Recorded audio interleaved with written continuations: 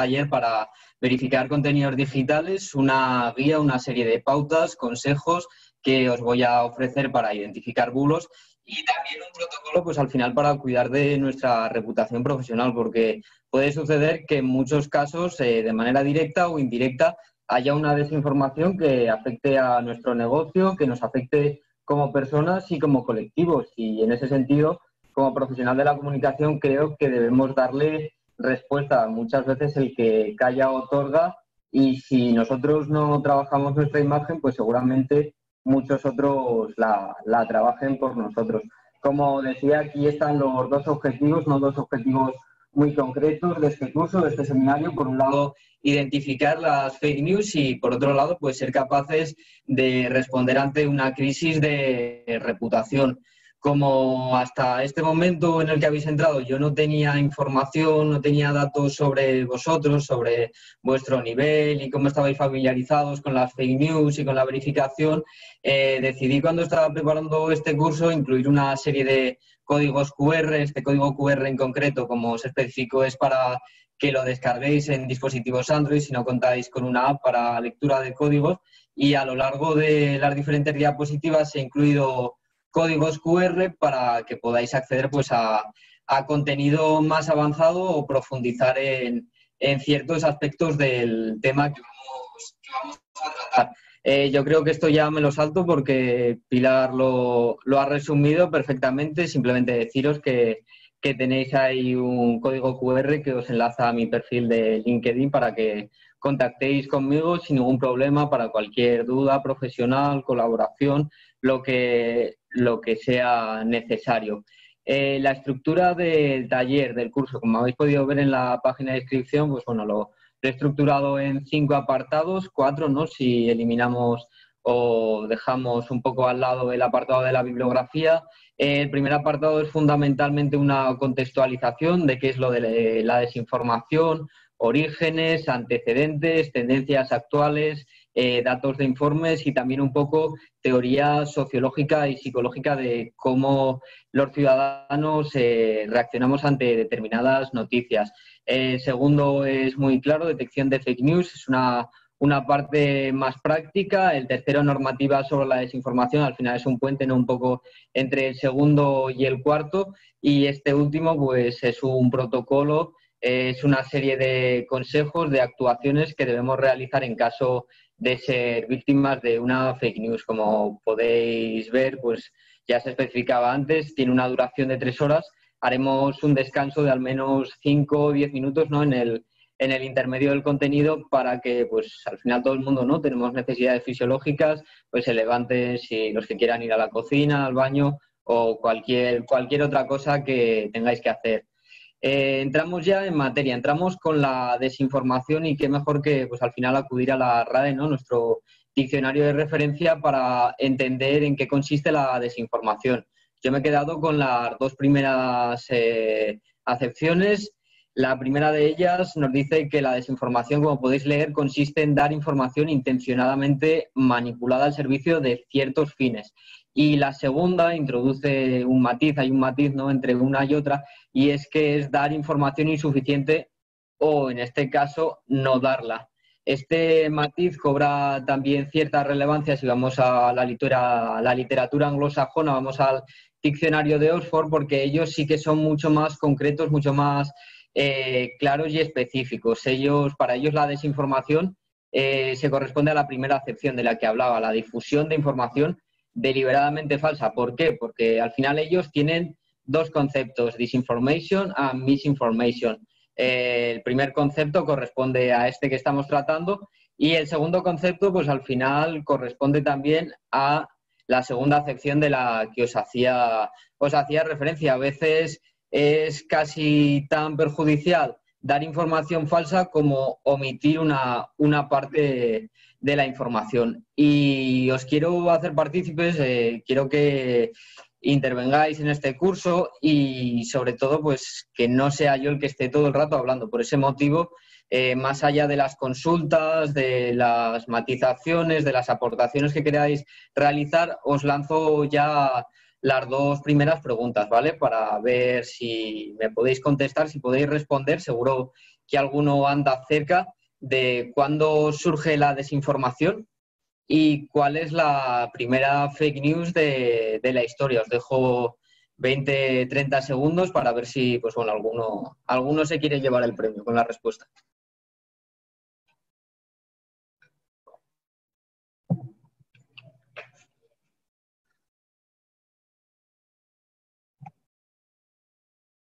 A ver, parece que de momento nadie responde nada. No sé si andarán por Google o por Twitter o por alguna red social buscando cuál ha podido ser la primera fake news.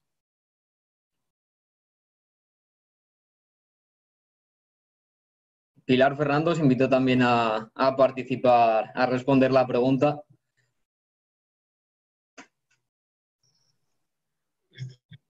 Estoy tentado de hacer trampas, pero no hace trampas. ¿No?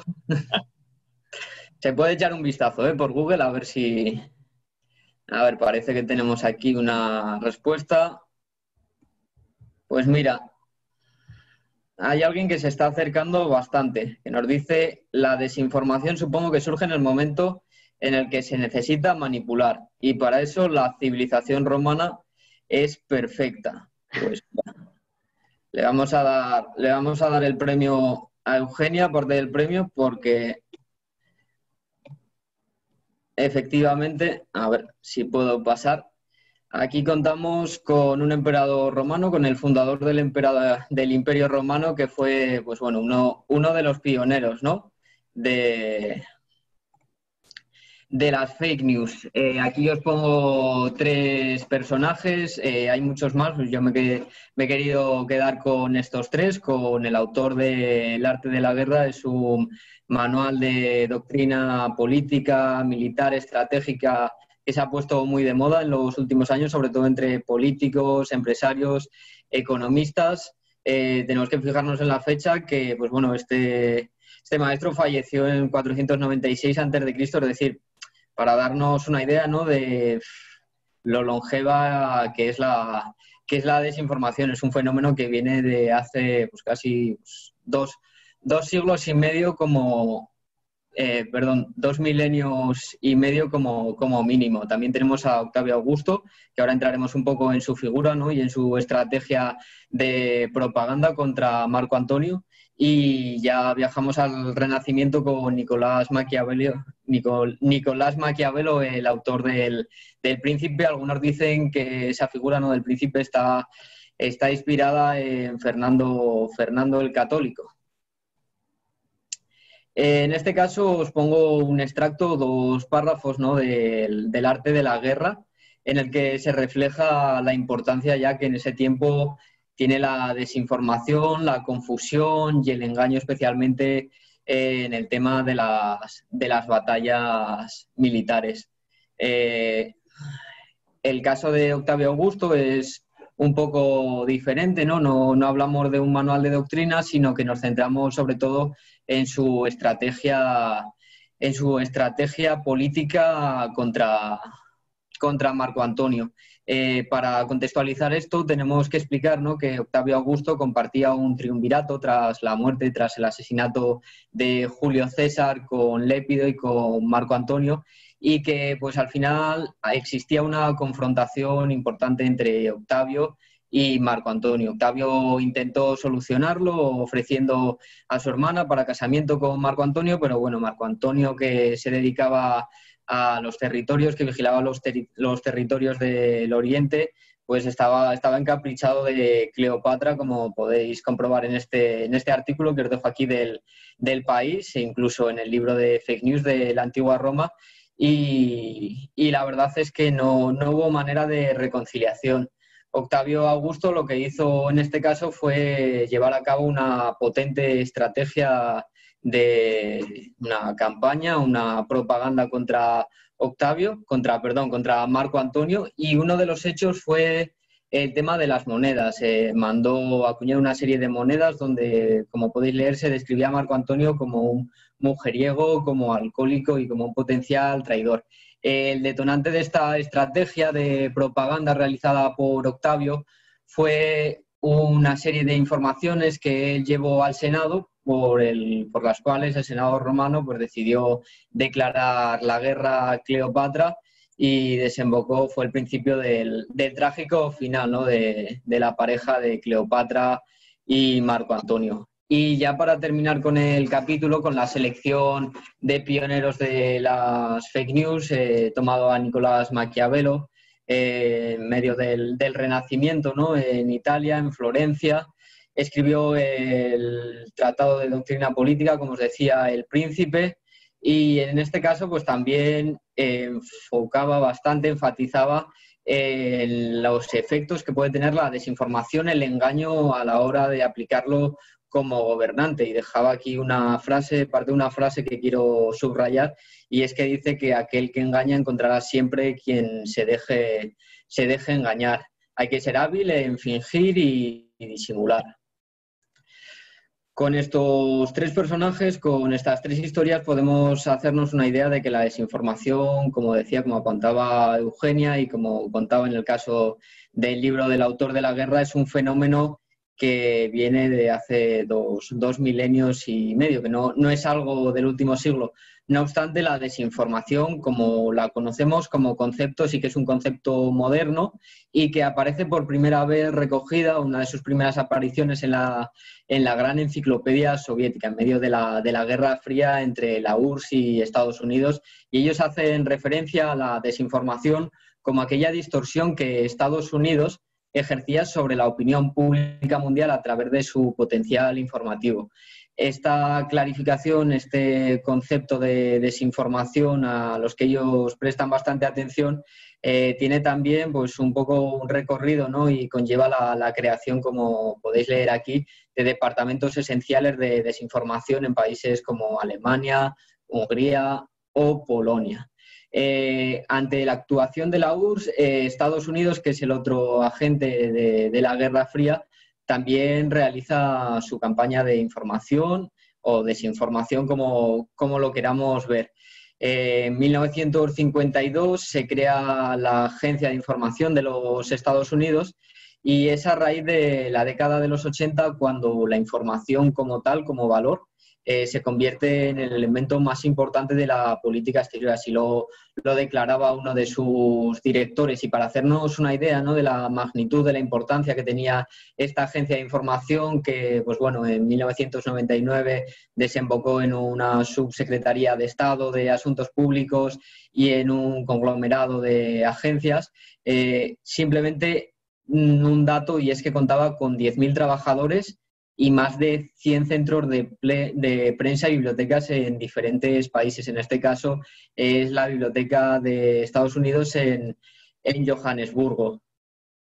¿A qué conceptos está asociada la desinformación? Es decir, está vinculada la desinformación en la actualidad a otros conceptos que escuchamos a diario y que nos resultan familiares, conceptos y términos como la posverdad o las fake news. Ambas palabras pues, fueron declaradas por el diccionario Oxford en 2016 y 2017 como palabras del año. En la actualidad, los bulos y fake news, como podemos comprobar y como podéis ver en esta imagen, han pasado de ser un fenómeno asociado a la política militar, a la escena militar y política, a expandirse a otros ámbitos, a la economía, a diferentes sectores productivos, a los hábitos de vida o incluso a los deportes. En este caso lo que podemos ver es una captura de pantalla de una historia en Instagram de Leo Messi, que directamente es él el que desmiente una información difundida por un medio de comunicación que, como podéis ver, está verificado por Twitter. Él se encarga de desmentir dos declaraciones e incluso les manda un recado diciéndoles que, bueno, que la información que publicaron hace unas semanas también era falsa. Con todo esto que os estoy contando, quiero que, sobre todo, reflexionéis y seáis conscientes de que cada vez la desinformación alcanza a un mayor número de población. Antes, como decíamos, podía estar más bien centrada en ámbitos como el militar y el político, pero con las redes sociales y con Internet y con el acceso de la mayoría de la población, es un fenómeno que se ha extendido. Y es un fenómeno que se ha extendido y que está estudiado, que cuenta con muchos informes, y en concreto yo me he quedado con uno de los de referencia, el Digital News Report España 2020, elaborado por la Universidad de Navarra en colaboración con el Instituto Reuters de la Universidad de Oxford. Aquí os pongo un código QR donde podéis acceder a la página web donde están todos los datos detallados con infografía, por apartados. En este caso yo me he quedado con 3 conceptos, con 3 datos, y es que, como decía en una de las presentaciones de este curso, en uno de los anuncios que he estado realizando, un 65% de los españoles afirma que le preocupa no saber discernir lo que es verdadero o falso. Estamos hablando de más de la mitad de los encuestados, más de la mitad de la población. Sí que es cierto que en torno al 50% es consciente o piensa, se atreve, ¿no?, a afirmar, a señalar que los gobiernos y los partidos políticos son los responsables de la desinformación. Y también son conscientes de que canales y redes sociales como Facebook, Twitter, YouTube, podemos nombrar otras, ¿no?, como también Instagram o WhatsApp o Telegram, son percibidos como los principales canales para la propagación de las noticias falsas. A ver, esto al final es algo evidente. Normalmente en los periódicos difícilmente vayamos a encontrarnos una noticia falsa, una fake news, y sí que en las redes sociales, donde todo el mundo puede expresarse, todo el mundo puede compartir contenido, abundan esos contenidos, esos bulos y esas fake news. La desinformación, para propagarse, como decíamos, necesita aliados. Uno de sus aliados, como acabamos de nombrar, pueden ser las redes sociales, esos canales, ¿no?, de transmisión de la información, pero hay más aliados, y yo en este caso me quiero centrar particularmente en 2, en los bots y en las bases de datos. Los bots como tales no son malos. De hecho, hace varios días salía una información de que un medio de comunicación había publicado, ¿no?, por primera vez un artículo de opinión elaborado por un bot. El editor de ese periódico decía que apenas tuvo que realizar correcciones en comparación con los textos de otros periodistas, ¿no? Pero en lo que nos centramos aquí es en la mala utilización del bot, y sobre todo en esas agencias que se dedican a utilizar bots, o en esos clientes que compran bots para simular el comportamiento humano. ¿Por qué? Pues porque, como muchos de vosotros sabréis, las redes sociales funcionan con algoritmos, y los contenidos que tienen mayor relevancia, los contenidos que más se ven, son aquellos en los que hay más interacciones y hay más comentarios. Por tanto, es muy sencillo comprender y ver qué efecto tienen, en este caso, los bots. Al final se trata de que estos bots simulen el comportamiento humano, den falsos me gusta, den falsos comentarios, y así en ocasiones determinadas redes sociales, algunas van perfeccionando, pero algunas otras no, den mayor difusión a esos contenidos. Y el segundo aliado en el que me voy a centrar son las bases de datos. Las bases de datos ofrecen información relevante para los usuarios de Internet, y, como decíamos en el caso de los bots, la información como tal no es mala, pero el uso que le queramos dar, pues sí. Y en este caso lo que realizan muchas agencias, partidos políticos, determinados agentes, es utilizar esa información para trazar un perfil sociológico de los internautas, de los ciudadanos, y poder elaborar contenidos, poder elaborar fake news adaptadas a sus intereses sin importar la veracidad. Explicado esto, me quiero centrar en un caso concreto. Algunos de vosotros seguro que habéis oído hablar de Cambridge Analytica. Es una consultora que, aunque tiene el nombre, ¿no?, de Cambridge, el apellido no tiene nada que ver con la Universidad de Cambridge, y destaca, pues, especialmente por un caso muy sonado, que incluso ha merecido un documental que está en la plataforma Netflix. Y es que, pues, en torno a 2013, 2014, 2015, 2016, la consultora obtuvo datos de 50 millones de usuarios en Facebook. Estados Unidos, usuarios de Estados Unidos, y lo hizo a través de un test en la red social. Allí la gente entraba, compartía sus intereses e incluso daba la posibilidad de acceder a los perfiles de sus amigos y conocidos. Con todo esto, como os contaba, ¿qué hizo la consultora? Pues elaborar perfiles sociológicos y redactar fake news adaptadas. Está probado que esta consultora tuvo presencia en 2 campañas electorales que a continuación veremos. La campaña electoral de Donald Trump, la que le dio la elección en 2016 como presidente de los Estados Unidos frente a Hillary Clinton, y unos meses antes la campaña del Brexit, por la que los ciudadanos de Reino Unido decidieron votar a favor de la salida de la Unión Europea. Me quedo con una frase, ¿no?, del documental, y que también se puede ver en el tráiler, y es que uno de los ex trabajadores de la compañía dice en un momento: les hicimos ver el mundo como nosotros queríamos.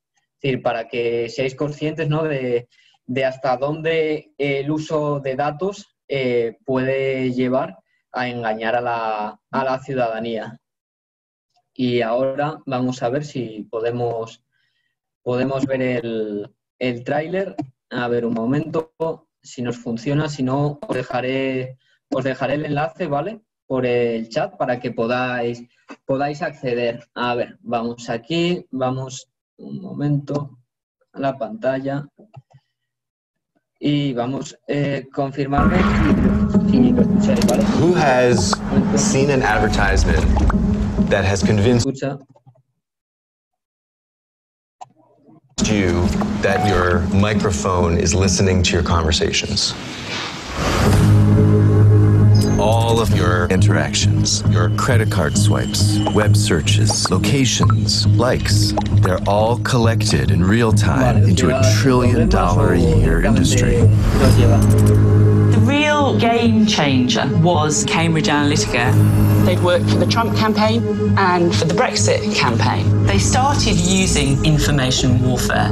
Cambridge Analytica claimed to have 5,000 data points on every American voter.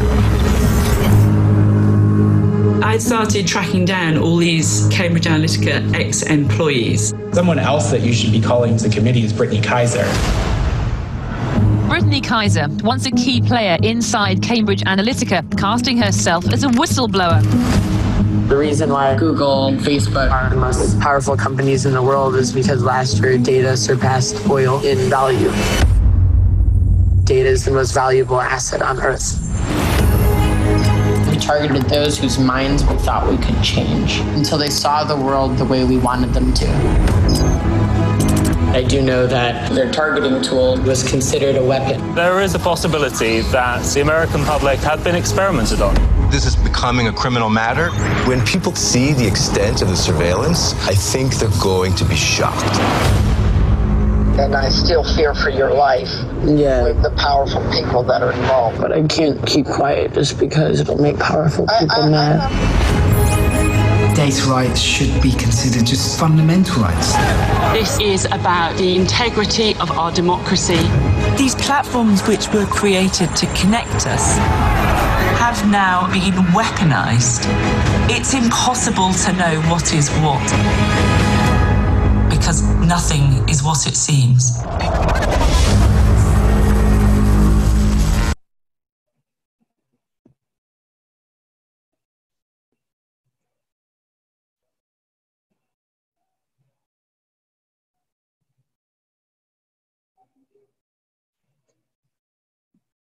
Vale, entiendo que lo habéis podido escuchar más o menos por lo que contaba Fernando. Al final, este documental resume perfectamente el tráiler. Os invito a que veáis el documental de cómo con una serie de bases de datos se puede modificar la opinión pública, o en muchos casos, en la mayoría de casos, ¿no?, se puede pues incrementar esas creencias falsas que tienen muchos ciudadanos. Y después de ver este caso de Cambridge Analytica, os quiero poner una serie de fake news, de casos de desinformación, pero antes que nada quiero que veáis también este spot. Es un spot presidencial de las elecciones de Estados Unidos de 1964 entre Lyndon B. Johnson, el demócrata Lyndon B. Johnson, que pues bueno, asumió la presidencia tras el trágico asesinato de Kennedy, y el republicano Goldwater, que era un antiguo militar de las Fuerzas Aéreas y proclive, por lo que contaba el Partido Demócrata, ¿no?, a una guerra atómica entre Estados Unidos y Rusia. Este spot, antes de lo que veis, quiero apuntaros simplemente una serie de datos.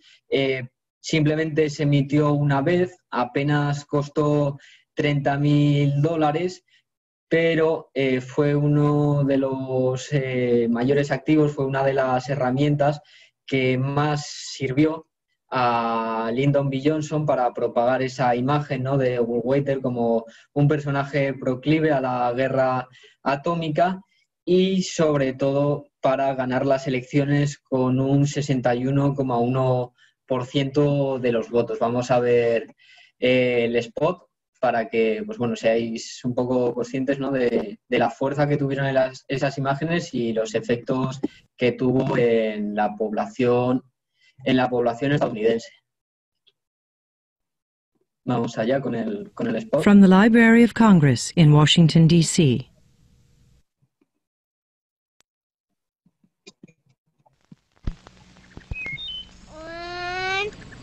Podemos ver a la pequeña Daisy que está haciendo una cuenta, ¿no?, de unos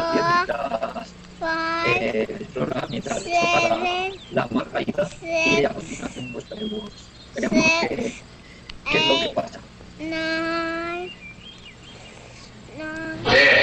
9, 8, 7, 6, 5, 4, 3, 2, 1, 0. These are the stakes to make a world in which all of God's children can live, or to go into the dark. We must either love each other or we must die. Vote for President Johnson on November 3rd. The stakes are too high for you to stay home. Como podéis ver, el presidente Johnson hace una apelación, su equipo hace una apelación, ¿no?, al voto, y en contra de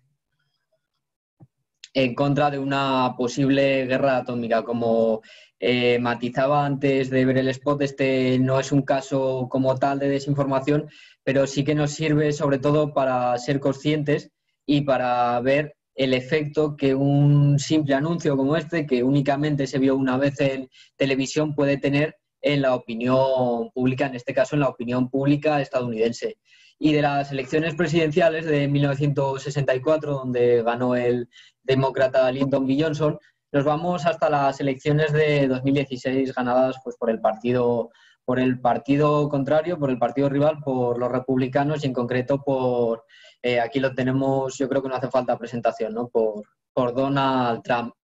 En estas elecciones ocurrieron una serie de hechos, aquí me hago eco de alguno de ellos muy, muy significativos, ¿no?, en lo que a difusión de información en redes sociales se refiere. Facebook reconoció que hasta 126 millones de usuarios durante la campaña electoral, durante ese año, estuvieron expuestos a publicaciones de una agencia rusa que al parecer pues podía tener ciertos vínculos, ¿no?, con la campaña de Trump. También un estudio de académicos concluyó que al menos uno de cada 4 estadounidenses habían visitado durante la campaña electoral una web de noticias falsas. No estamos hablando ya simplemente de fake news, de contenidos que se pueden ver en Internet, sino webs, sino blogs de noticias falsas, simulando pues lo que puede ser un medio digital. Y también me hago eco, ¿no?, de los datos que ofrece muy concretos la revista de geopolítica Limes, donde dice que esta misma agencia, la agencia rusa que nombrábamos al principio, gestionó la publicación de más de 9 millones de tweets, 80.000 posts orgánicos. Orgánicos son contenidos que puede crear cualquier persona en Facebook, en su muro, y 3.519 contenidos patrocinados. Normalmente contenidos patrocinados que tienen ya de por sí, por el pago que se realiza, un mayor alcance, un mayor impacto, penetración entre los usuarios. En este caso, lo que os pongo aquí, como podéis leer, pues son una serie de bulos, los bulos de las elecciones de Estados Unidos que fueron más compartidos. Es un artículo de Verne, medio del diario El País, y la verdad que yo os lo recomiendo, merece la pena que echéis un vistazo, porque hay bulos que quizá, pues en determinadas ocasiones, quizá hasta nosotros nos los creeríamos. Y aquí pongo 2 bulos y una información verdadera. Entiendo que un poco después de lo que hemos hablado no nos costará identificarla. No obstante, pues bueno, os comento una a una, ¿no? En el primer caso, el Papa Francisco muestra su apoyo a Donald Trump. Es una información, como podéis leer en el artículo de Verne, que es totalmente falsa. La segunda, difundida a través de Political Insider, que también está verificado, es una página verificada en Facebook, que decía que Wikileaks confirma que Hillary vendió armas al ISIS. Y una tercera en la que Trump, esta sí es la verdadera, haciéndose eco de esta breaking news, esta fake news que podemos ver, acusó a Obama y a Clinton en un debate, en un meeting, de haber fundado el ISIS. Al final, esto nos sirve, ¿no?, un poco para ver cómo las fake news en muchas ocasiones son utilizadas por políticos sin importar su veracidad. Al final la gente habla de ellas, el contenido se comparte, los rumores van propagándose y surge un poco la posverdad, ¿no? Que al final pues es esa mentira que todos queremos creer porque es afín o conforme a nuestros intereses. Y aquí, ahondando también en la campaña de Trump y en las fake news, en la campaña electoral, os pongo las 5 noticias que fueron más compartidas. Las 2 primeras nos hacíamos eco de ellas. Pues bueno, el agente sospechoso, ¿no?, de desvelar los correos de Hillary, que apareció muerto. No hay ninguna prueba de que eso ocurriera, no hay ningún agente que fuera encontrado. Y pues también otro tipo de informaciones, sobre todo relativas a Hillary Clinton, que era su rival. Meses antes de que esto ocurriera, meses antes de que Trump ganara las elecciones, en parte por estos casos de fake news, en parte también por los correos ocultos que se desvelaron de Hillary Clinton, en parte también puede ser un poco por la ciudadanía estadounidense, que estaba cabreada, ¿no?, un poco con la gestión de Obama. Pues antes de todo esto ocurrió un fenómeno aquí en Europa, el Brexit, la salida de Reino Unido de la Unión Europea. Era un hecho que al principio yo lo veía muy lejano, yo lo veía prácticamente imposible, difícil, pero que pues bueno, se dio, y los ciudadanos de Reino Unido, con todo su derecho, votaron en un 51%, creo, si no mal no recuerdo, salir de la Unión Europea. Y aquí quiero apuntar, por un lado, un dato, ¿no?, de Twitter, de cuentas de origen ruso, que en las 48 horas previas al referéndum publicaron 45.000 mensajes sobre el Brexit para confundir al electorado con fake news. Y un reportaje, un programa de la periodista Mamen Mendizábal de Scoop, emitido en La Sexta Televisión, en el que ella afirmaba y aprobaba que la información de Cambridge Analytica y las fake news modificaron la intención de voto. Una intención de voto que permitió al final que el Brexit ganara. Vamos a ver un pequeño extracto de este reportaje. Si me permite compartir, vamos con ello.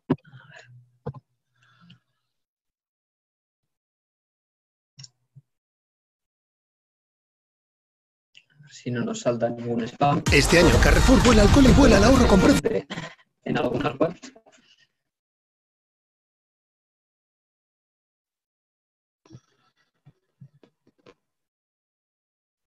¿Habría sido posible el Brexit sin Cambridge Analytica? ¿Sabes?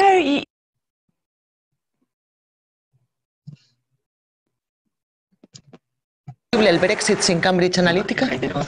¿Sabes? No podemos repetir las elecciones. Pero lo que sí que sabemos, y que ahora hemos demostrado, es que una gran cantidad de leyes fueron quebrantadas durante la campaña del referéndum. Y Cambridge Analytica fue parte de estas enormes ilegalidades que sucedieron. Fue la que construyó su plataforma tecnológica y también fue la compañía que hizo casi todo el trabajo para la campaña del Brexit en el referéndum. Sabemos que se inventaron cosas. Las noticias falsas que sacó la campaña del Brexit, que están empezando a salir a la luz desde hace muy poco, estaban repletas de mentiras a la gente. En el caso del Brexit, la desinformación viene de lejos, porque el referéndum del Brexit es solo el último paso de una campaña larga de desinformación. Nigel Farage, uno de los ejes de su campaña, uno de los ejes de campaña de la gente que quería que el Reino Unido saliera de Europa. 350 millones de libras iban a volver cada semana al Reino Unido. ¿Por qué? Porque la Unión Europea se los estaba quitando. ¿Qué pasó? Que a Nigel Farage, al día siguiente de las elecciones, al día siguiente de ese referéndum, le preguntaron: oye, ¿qué pasa con esos 350 millones? ¿Qué dijo él? Los 350 millones de libras que enviamos semanalmente a la Unión Europea y que ahora no mandaremos, ¿puede garantizar que se destinarán a la sanidad pública? No, no puedo. Yo nunca he dicho eso. Es uno de los errores de la campaña del Brexit. Pero, un momento, ese fue uno de sus anuncios. No, no era un anuncio. Era uno de los anuncios de la campaña del Brexit y dijeron que ese dinero iría a la sanidad. Ha sido uno de sus errores. Es por lo que mucha gente lo ha votado. Cometieron un error al hacer eso. Tenemos un buen pensamiento. Después de que 17 millones de personas votaron para irse. Las mentiras que publicaban eran simplemente impresionantes. Por lo tanto, se aprovecharon del miedo y mintieron. No puedes mentir. Tienes que decir la verdad. Pero en la publicidad política no existen regulaciones. Puedes decir lo que quieras. Los dos bandos jugaron a intentar el miedo, pero da igual, porque ya han conseguido ganar. Tan solo faltaban unos meses para las elecciones de Estados Unidos, pero muchas de las técnicas en términos de propaganda, de captar a la gente o de usar Facebook, ya se pusieron a prueba en la campaña del Brexit. Nigel Farage era un hombre clave en la política de Gran Bretaña. Gracias a su amistad con Bannon, Cambridge Analytica intervino para ayudar en la campaña del Brexit. En agosto, antes de las elecciones presidenciales.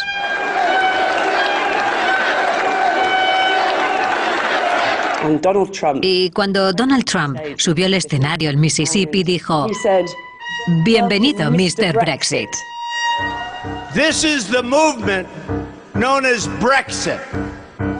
On June 23rd, the people of Britain voted to declare their independence, which is what we're looking to do also, folks. Y luego dijo: si puede pasar en Gran Bretaña, también puede pasar en América. Como ves, siempre están las mismas figuras. Y todas conectan claramente a Trump con el Brexit. Steve Bannon quería armas para su guerra cultural. Eso era lo que quería. Y eso es todo. Le ofreció una forma de lograr lo que quería hacer, que era cambiar la cultura de América.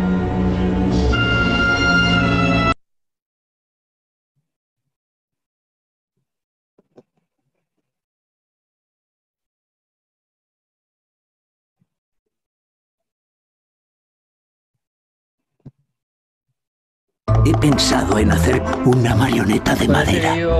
Papá. ¡Papá! ¡Pinocho! ¿Pero qué le pasa a mi nariz? Quiero convertirme en un niño como los demás. Pinocho, 18 de septiembre en cines. No puede faltar nadie. El presidente de la Junta de Andalucía tenía un compromiso personal, un bautizo, y no podía ir. Y el presidente de la Junta de Galicia estaba fuera de España y tampoco podía ir. Pero Lucía Méndez, redactora jefe de Opinión del Mundo. Aquí.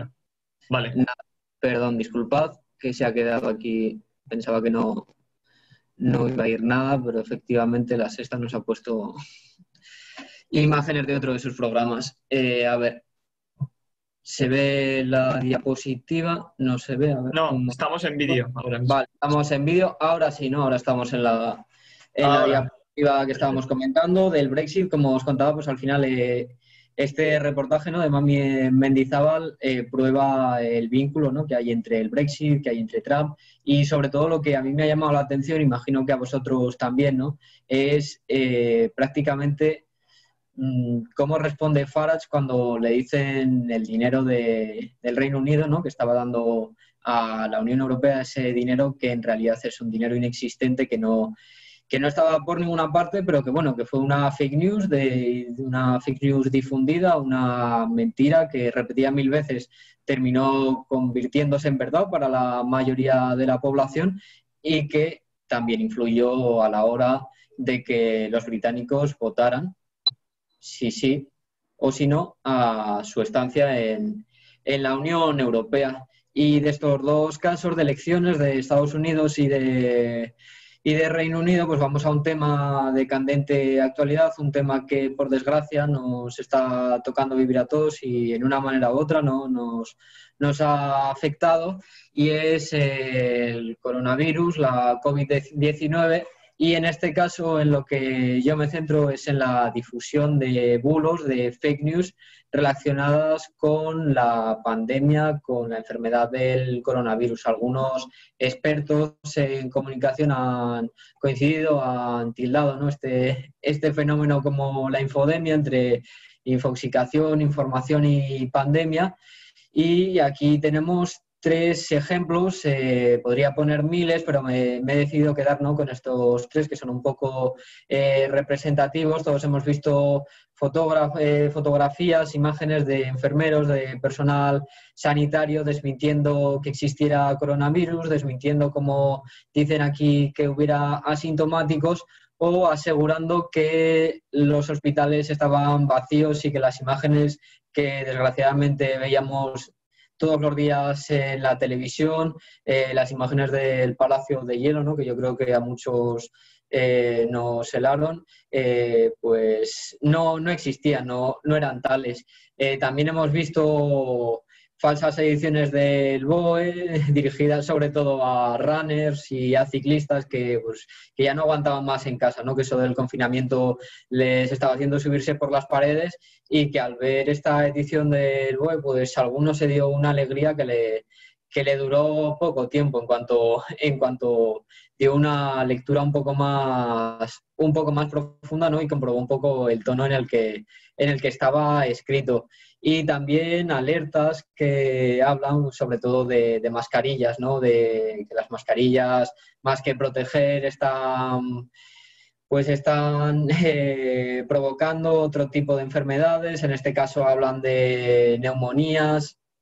Esto es un poco, ¿no?, el resumen que estamos viendo y que desgraciadamente seguiremos viendo en los siguientes meses como mínimo.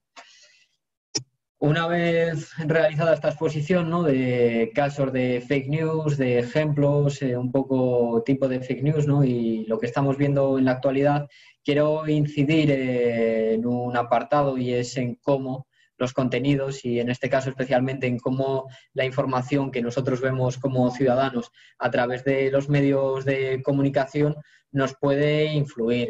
Hablo aquí del término opinión pública, ¿no?, un poco para referirme a esa identificación que tratan de hacer los políticos, los gobernantes, los lobbies, los sectores empresariales, ¿no?, con las creencias y necesidades de la ciudadanía. Es un término muy antiguo que, pues bueno, introdujo una de las primeras ocasiones un sofista griego, Protágoras, y del que también habla Ortega y Gasset en su libro El hombre y la gente, que fue publicado de manera póstuma. En este caso se refiere a la voz pública.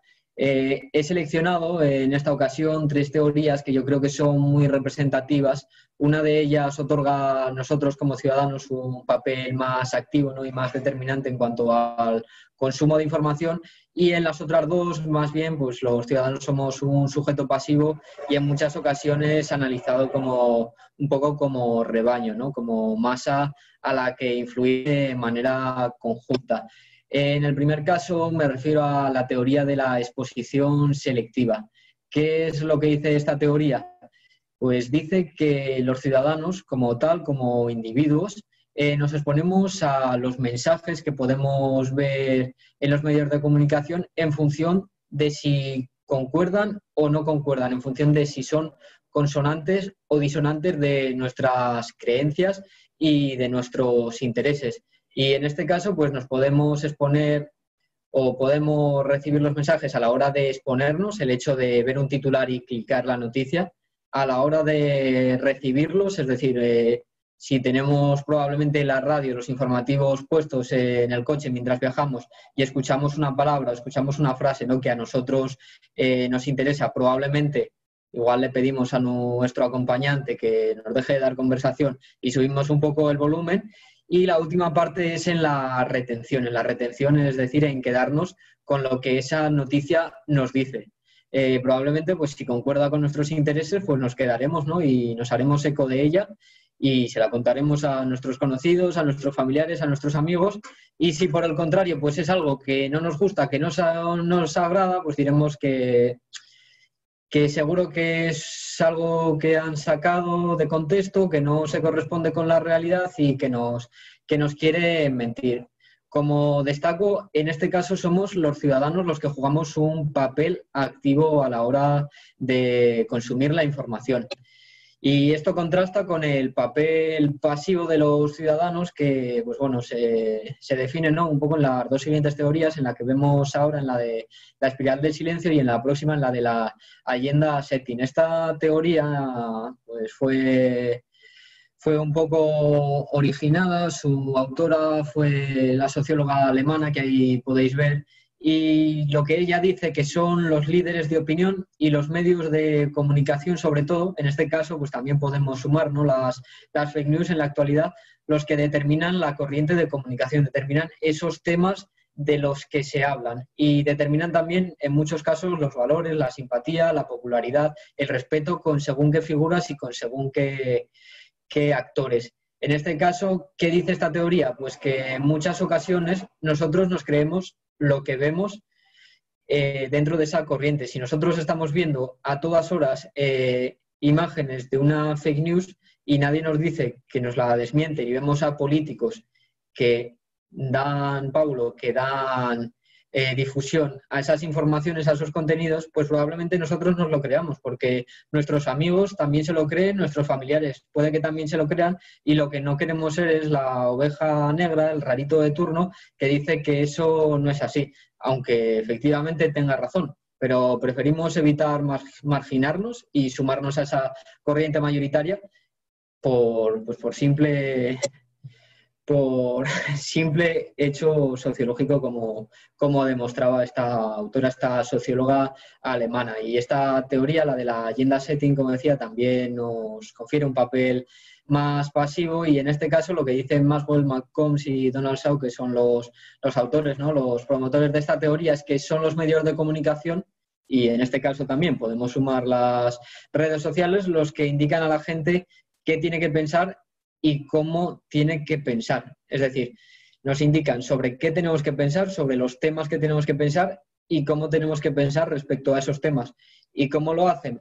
Pues al final canalizando los contenidos según la ubicación que vemos ese tema. No es lo mismo entrar en la página de Heraldo, ¿no?, y ver una noticia de ocupación, la última ocupación, ¿no?, de pisos que hubo en la localidad de Zaragoza de Utebo, abriendo en primera plana, que tener que hacer un scroll, que dejarnos ahí el dedo 3-4 segundos para verla pues en una sección mucho más pequeña y sin apenas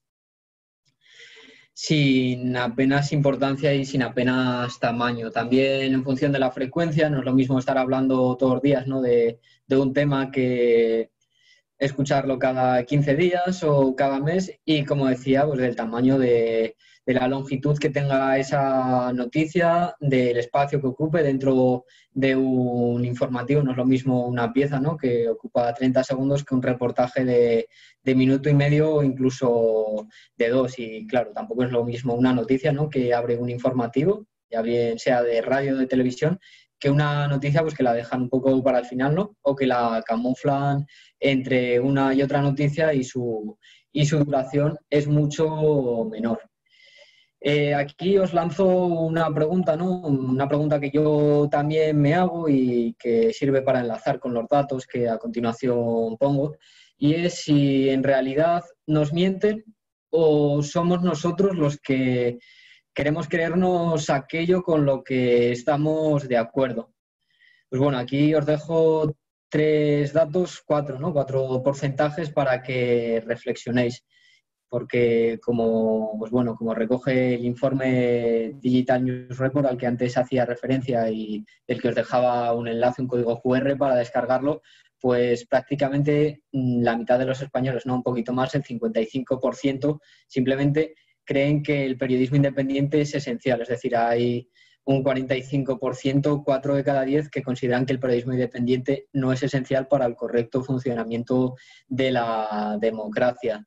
Un 30% de los encuestados en este sentido pues opta por informarse a través de medios afines a su ideología, y esto es un porcentaje que todavía me llama más la atención que el anterior, y es que 1 de cada 5 defiende que a las redes sociales, a Facebook, a Google o a Twitter, pues que directamente no les corresponde enjuiciar lo que es verdad y lo que no lo es.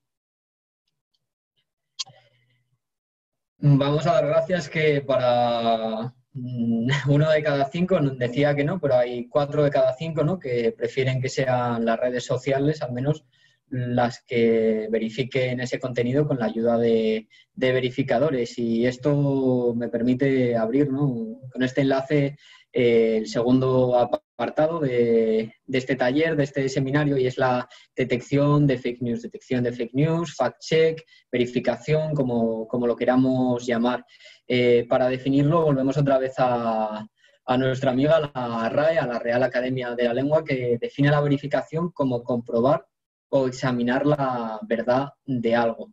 En este caso podéis ver que os enlazo a un artículo, a un paper científico de fact-checking elaborado por 2 investigadores académicos, 2 profesores de universidad de grados en periodismo, Fernando López Pan de la Universidad Complutense de Madrid y Jorge Miguel Rodríguez. A Jorge lo tenemos más cerca, lo tenemos en la Universidad San Jorge en el grado en periodismo. Y parte de las diapositivas que vais a ver a continuación están orientadas, me he querido un poco pues acercar, ¿no?, a lo que ellos nos cuentan del fact-checking, porque es un estudio muy interesante y que de verdad os recomiendo que os lo guardéis y que lo consultéis cuando tengáis tiempo, porque hay una cantidad importante de datos muy, muy valiosos y nos cuentan también un poco cómo surge la verificación de manera más detallada y casos de verificadores en España.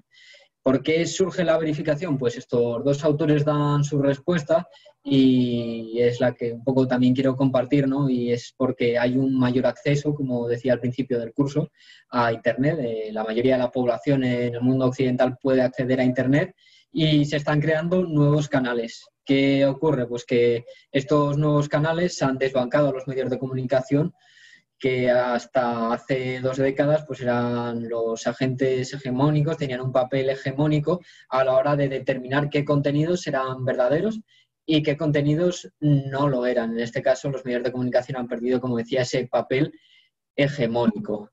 Hay antecedentes de verificación en cuanto a departamentos, que por ejemplo tenía la revista Time, que se encargaba un poco de contrastar los datos y repasar las transcripciones, pero la desinformación, las fake news y los bulos ya existían por aquella época. En este caso no es un extracto de la revista Time, es un extracto del periódico de Washington Post, es un reportaje, una parte del reportaje de Janet Good que le valió el premio Pulitzer. Para los que no lo sepáis, el premio Pulitzer es el galardón más importante que puede recibir un periodista o un medio de comunicación. ¿Qué ocurría con Jimmy? Pues que Jimmy, a diferencia de lo que contaba Janet Good, no era un niño adicto a la heroína, no existía tal historia, y con el paso del tiempo Janet Good terminó admitiendo que había mentido, y el Washington Post evidentemente tuvo que pedir disculpas a sus lectores, tuvo que pedir disculpas a la opinión pública estadounidense y tuvo que pedir disculpas también, por supuesto, a los organizadores y al jurado del premio Pulitzer que le había concedido ese galardón a su periodista. En la actualidad, la verificación no es tanto lo que podía hacer la revista Time, ¿no? Sino que se trata de recopilar sobre todo contenido, recopilar afirmaciones sobre hechos que vemos en las redes sociales o que nos comparten por WhatsApp. Esa es una primera parte de lo que entendemos hoy como verificación, y la segunda parte de este proceso, ambas están unidas, y en esta segunda parte pues no habría verificación, es encontrar pruebas que determinen si son verdaderas o no, si esas afirmaciones que se están realizando, si eso que nos cuenta nuestro amigo que nos pasa por WhatsApp un mensaje es verdadero o no lo es. Para ser conscientes del auge, ¿no?, que han tenido estas plataformas de verificación, estos dos autores, tanto Fernando López como Jorge Miguel Rodríguez, nos apuntan dos datos que nos dan cuenta del importante auge, que han tenido en el último lustro prácticamente. En 2014, hace 6 años, simplemente había 44 medios dedicados al fact-checking. Hoy, a día de hoy, a día 10 de septiembre, existen 188 en todo el mundo. Y de nuevo, pues viajamos a Estados Unidos, porque es en Estados Unidos donde podemos ver los primeros ejemplos de verificadores. Tenemos a Snopes, que es probablemente la primera plataforma de verificación, fue fundada en 1994, hace ya 26 años, y además Snopes introduce, ¿no?, tiene un rasgo diferencial respecto a las otras dos que podemos ver, a FactChecker y PolitiFact, y es que, Snopes lo que hace también es desmentir leyendas urbanas. Va más allá de lo que es la verificación política. The Washington Post tiene una plataforma de verificación que también veremos a continuación, de FactChecker, cuenta además también con una newsletter, y yo creo que para mí es la plataforma de referencia de verificación, al menos en Estados Unidos, PolitiFact. PolitiFact fue fundada por Bill Eder en 2007. 2 años después recibió el premio Pulitzer, el premio que os contaba hace unos minutos, por la cobertura que realizó de las elecciones presidenciales. Y todo el trabajo que ha venido realizando ha servido para que hace 2 años, en 2018, el Instituto Poynter decidiera adquirirla. Había sido fundada por un medio de comunicación, pero en 2018 Poynter la compra. Y si os parece, ¿vale? Os voy a enseñar una serie de desmentidos, una serie de verificaciones que han hecho las 3 plataformas.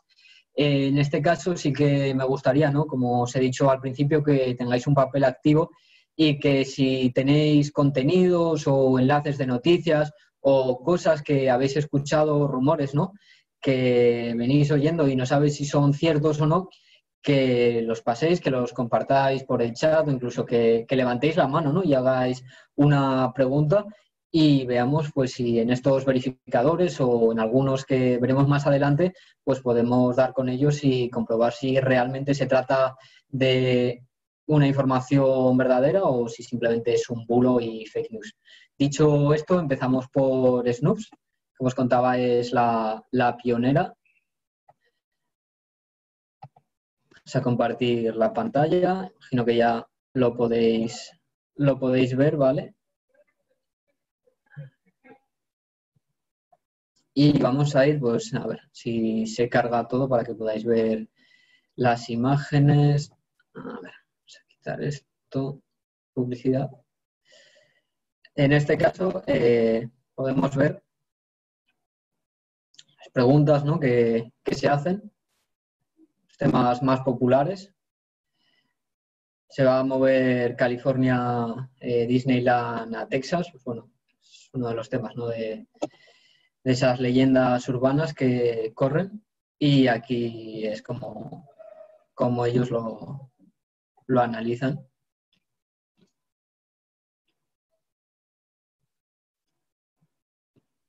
Y le ponen este rating que podemos comprobar aquí. Ellos hablan de que, pues bueno, no es cierto. Y quiero poneros un ejemplo de el rival en la carrera electoral de Donald Trump, en este caso es Biden.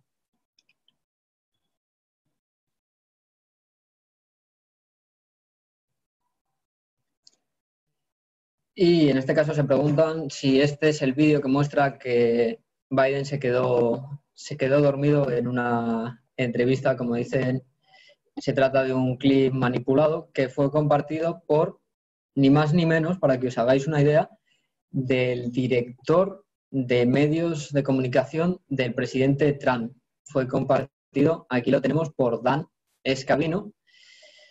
Y en este caso, pues Twitter estuvo muy atento y advirtió a todos los usuarios de que, aunque Dan Scavino está verificado, es un perfil oficial, había compartido un contenido manipulado. En este caso, pues, esto es totalmente tajante y es falso. No es un vídeo verdadero, y aquí nos cuentan pues cómo se ha hecho ese proyecto, ¿no?, que en esta ocasión, a través de vídeos de inteligencia artificial, se han fundido varias imágenes y se ha terminado haciendo este contenido, fake news, que los partidarios republicanos, incluso el director de medios de comunicación de Trump, lo ha compartido. Estaba viendo si había alguna pregunta o algo que queráis compartir sobre fake news. Si no es así, pues bueno, seguimos con The Fact Checker, que es el otro medio de comunicación. En este caso, pues bueno, como podéis ver, Washington Post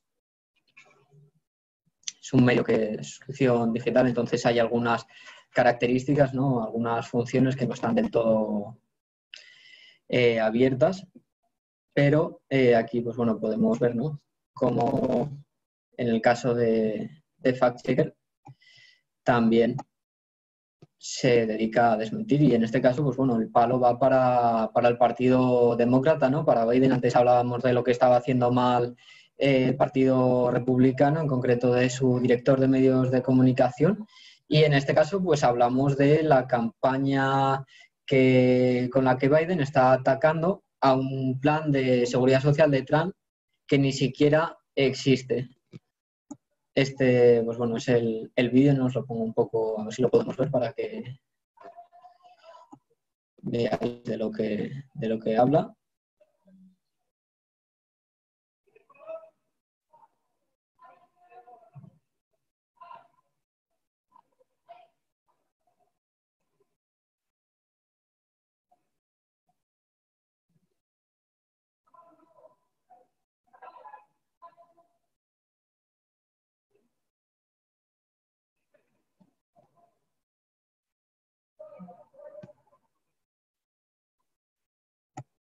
Bueno, como podéis leer, dice el Partido Demócrata, dice Biden que la seguridad social va a ser desmontada por Trump en 3 años, y que, pues bueno, que por favor le voten a él, que él la va a conservar. Y aquí tenéis una explicación en inglés, ¿no?, en la lengua propia del Washington Post, en la que nos dice punto a punto todos los planes de seguridad social y los artículos referidos a esta realidad. Como podéis ver, en este caso sí que El fact-checking es mucho más concreto, mucho más detallado, al final propio, ¿no?, de un medio de comunicación que pues, sus artículos son extensos y son siempre en la mayoría de casos contrastados, ¿no? En el caso de Janet Kuhn, ¿no?, como contábamos, pero en la mayoría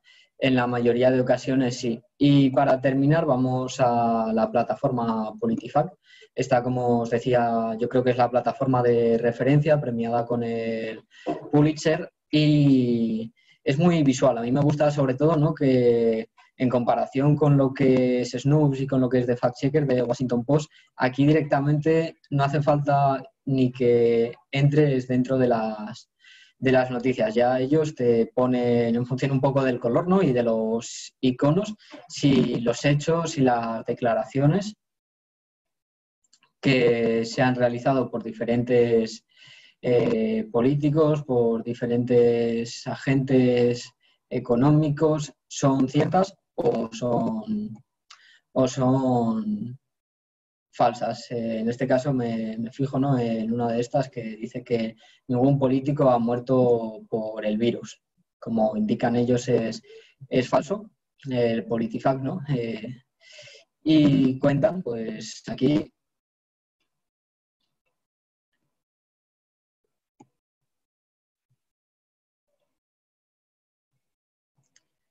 lo tenemos, bajando más, aquí. Casos de representantes, ¿no?, en este caso Reggie Bagala o Bob Glanzer, que sí que se han contagiado, y Isaac Robinson, cuya familia, pues bueno, dijo que ellos sospechaban que había muerto por COVID-19.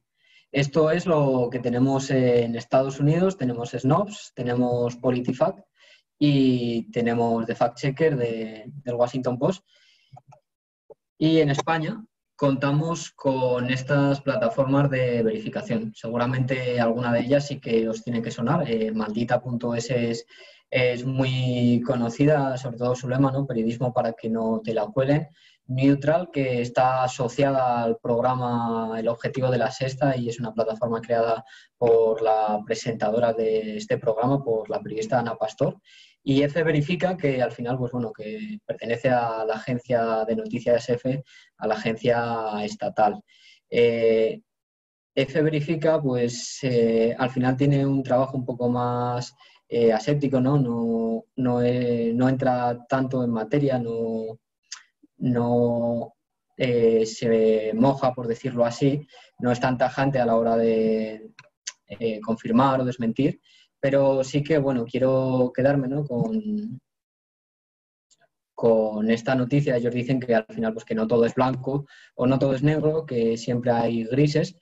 No obstante, hay noticias, hay contenidos como este, el cual ahora os comparto y que seguramente pues todos hayamos visto, ¿no? Hace unos días se enfrentaron las selecciones de fútbol de Alemania y de España y muchos de nosotros pudimos ver, ¿no?, una imagen desde arriba, casi en plano cenital, donde se veía que los jugadores de España estaban muy juntos y los de Alemania estaban guardando la distancia de seguridad. Algunos pues comentaban, ¿no?, de manera jocosa, así nos va como país, es normal que tengamos tantos contagiados. Lo que trata de demostrar aquí F, como decíamos, F normalmente no suele asignar un sello de verdadero o falso, como sí que hacen Maldita y Neutral, que es a lo que me refería, ¿no?, en cuanto a mojarse, pero en este caso sí que deja muy claro que no es cierto que tanto unos como otros prescindieron de distancias de seguridad para escuchar el himno de su país. Y ambos cumplieron las mismas medidas de seguridad. Esta es la foto que seguramente muchos de vosotros veríais y esto es un poco el vídeo, ¿no? Que si vamos más allá podemos ver que, como dice F, los alemanes también prescindieron de la distancia de seguridad y lo vemos ahora.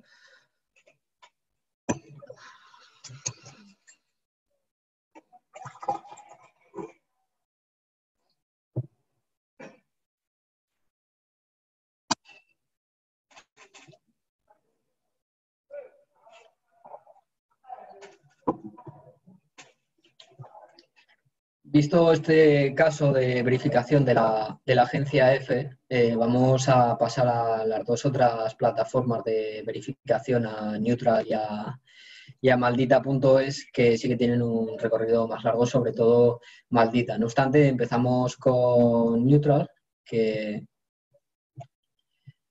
es, como os he comentado, propiedad de la periodista Ana Pastor, presentadora del Objetivo, y lo que Neutral incorpora como algo diferente respecto a otras plataformas, sobre todo a Maldita y EFE, es un apartado de transparencia, que es una sección que ellos también incluían en su programa. Desde este apartado podemos ver perfectamente el sueldo de cualquier político.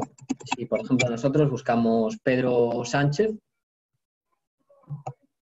a ver si nos aparece, eso es, aquí lo tenemos, pues podemos comprobar que Pedro Sánchez Pérez Castejón, con su biografía, con su enlace de redes sociales, fecha de nacimiento, tiene pues un salario bruto anual de 84.845 euros y un salario al mes de 7.043, además, pues en el caso, ¿no?, de que tenga alguna percepción por parte del Congreso como diputado, pues también lo especifican. Aquí podéis consultar, como os decía, cualquier cargo público que vosotros queráis, incluso podéis introducir, ¿no? Pues si están en diferentes instituciones, cargos, si son asesores, el ámbito al que pertenecen y el sueldo, para ver, pues bueno, al final quiénes son, ¿no?, los que más están cobrando de la administración pública.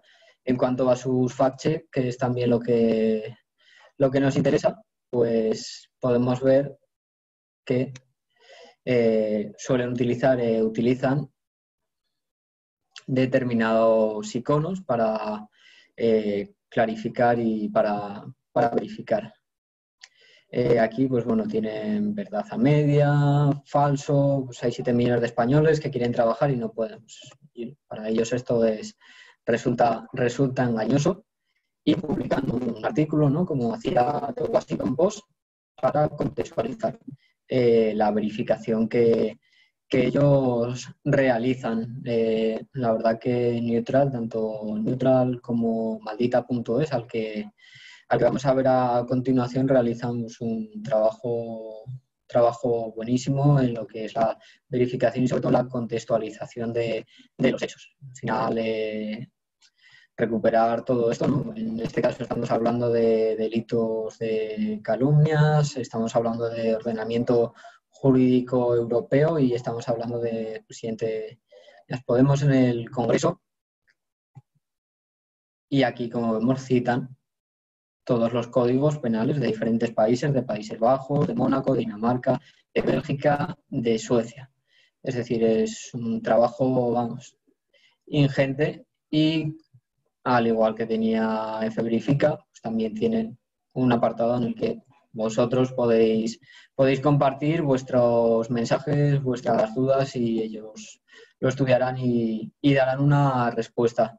Y vamos a terminar con Maldita.es, lo he dejado para el final porque, pues bueno, yo considero que dentro de estas 3 plataformas es la pionera en España, es la que más recorrido ha tenido. De hecho, Maldita.es al principio aparecía en los programas del Objetivo de La Sexta de Ana Pastor, y aparece también en diferentes programas de radio, en Onda Cero, y ahora se han constituido como una asociación sin ánimo de lucro, y que más allá del mensaje político, como por ejemplo puede hacer Neutral, también tienen diferentes secciones. Tienen secciones sobre feminismo, tienen secciones sobre migración, sobre educación, sobre periodismo de datos, sobre ciencia, y en este caso a la que a nosotros nos interesa, ¿no?, la que más se ajusta un poco a nuestro curso, es la de Maldito Bulo.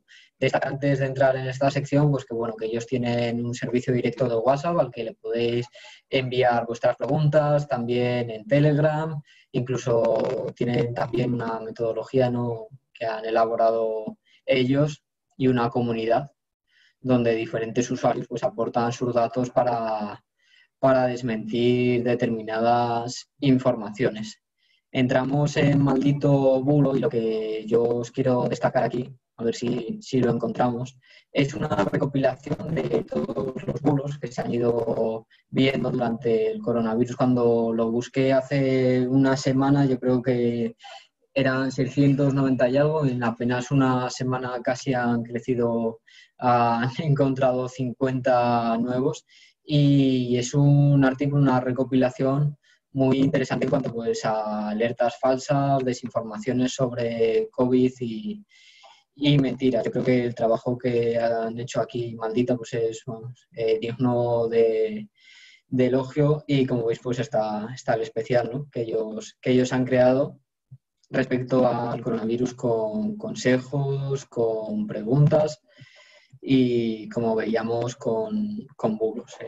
Fotos manipuladas, como la que os ponía yo antes, ¿no?, de las dos enfermeras que decían que no existían los asintomáticos, o afirmaciones de médicos jubilados que no tienen en ese caso un fundamento, ¿no?, como es en el caso del médico italiano Roberto Petrella sobre la COVID-19.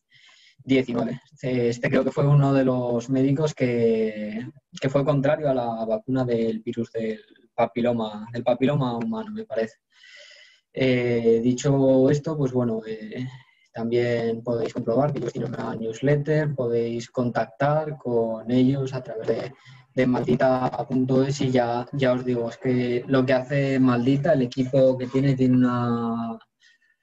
un equipo, yo creo que de 20 personas que están especializados, como decía, en diferentes temas. Cuentan hasta con un podcast y con un apartado más un poco divulgativo, ¿no?, de Maldita te explica, pues para todos aquellos padres o responsables de niños durante este periodo, que son informaciones que en estos momentos son muy útiles para la ciudadanía. Estas tres plataformas que os contaba, tanto Maldita como Neutral como F-Verifica, seguramente cuando os las he enseñado, cuando he puesto su página web, habréis visto un distintivo. Este distintivo lo que significa es que las tres, al igual que las otras tres estadounidenses que hemos visto, PolitiFact, Snopes y The Fact Check de Washington Post, pertenecen a la red internacional de fact-checking, como se puede leer aquí en inglés, International Fact-Checking Network, que es una unidad del Instituto Poynter. Si recordáis, el Instituto Poynter había comprado, ¿no?, también PolitiFact, y es una unidad que fue creada en 2015 con el objetivo de reunir a periodistas y plataformas que se dedican a la verificación de hechos. Para formar parte de estas plataformas es necesario cumplir un código de principios, y es un código pues, que está basado en el no partidismo, en la transparencia de las fuentes, transparencia de la financiación, la metodología y en las correcciones abiertas y honestas. Este sello, este distintivo, se otorga anualmente, es decir, esto lo tienen que revalidar. Las plataformas tienen que demostrar año a año el trabajo que están realizando en temas de verificación. No vale con obtenerlo una vez y ya, pues bueno, cambiar los compromisos o actuar de una manera determinada, ¿no? Al final estamos en un mundo que está avanzando constantemente, que cada día cambia algo, y por eso es importante, ¿no?, que estas plataformas, que son las que se encargan de verificar los contenidos, como veremos a continuación, en redes sociales como Facebook o Instagram, o incluso los contenidos que aparecen en WhatsApp, pues den cuentas también y cumplan con una serie de compromisos. La verificación, como os decía, y moderación de contenidos en redes sociales, pues esta verificación, esta moderación en determinadas redes sociales, como puede ser Facebook o como puede ser Instagram, se lleva a cabo por parte de los miembros de esta red internacional. Ellos pueden verificar las noticias que se comparten en Facebook, pero no pueden censurarlas, como sí hacía Twitter, si lo recordáis, con ese vídeo de Joe Biden, ¿no?, que había compartido el asesor de comunicación de Trump. Lo que os pongo aquí es un enlace, un código QR a un chatbot que creó esta red internacional de verificación. Es un chatbot de WhatsApp.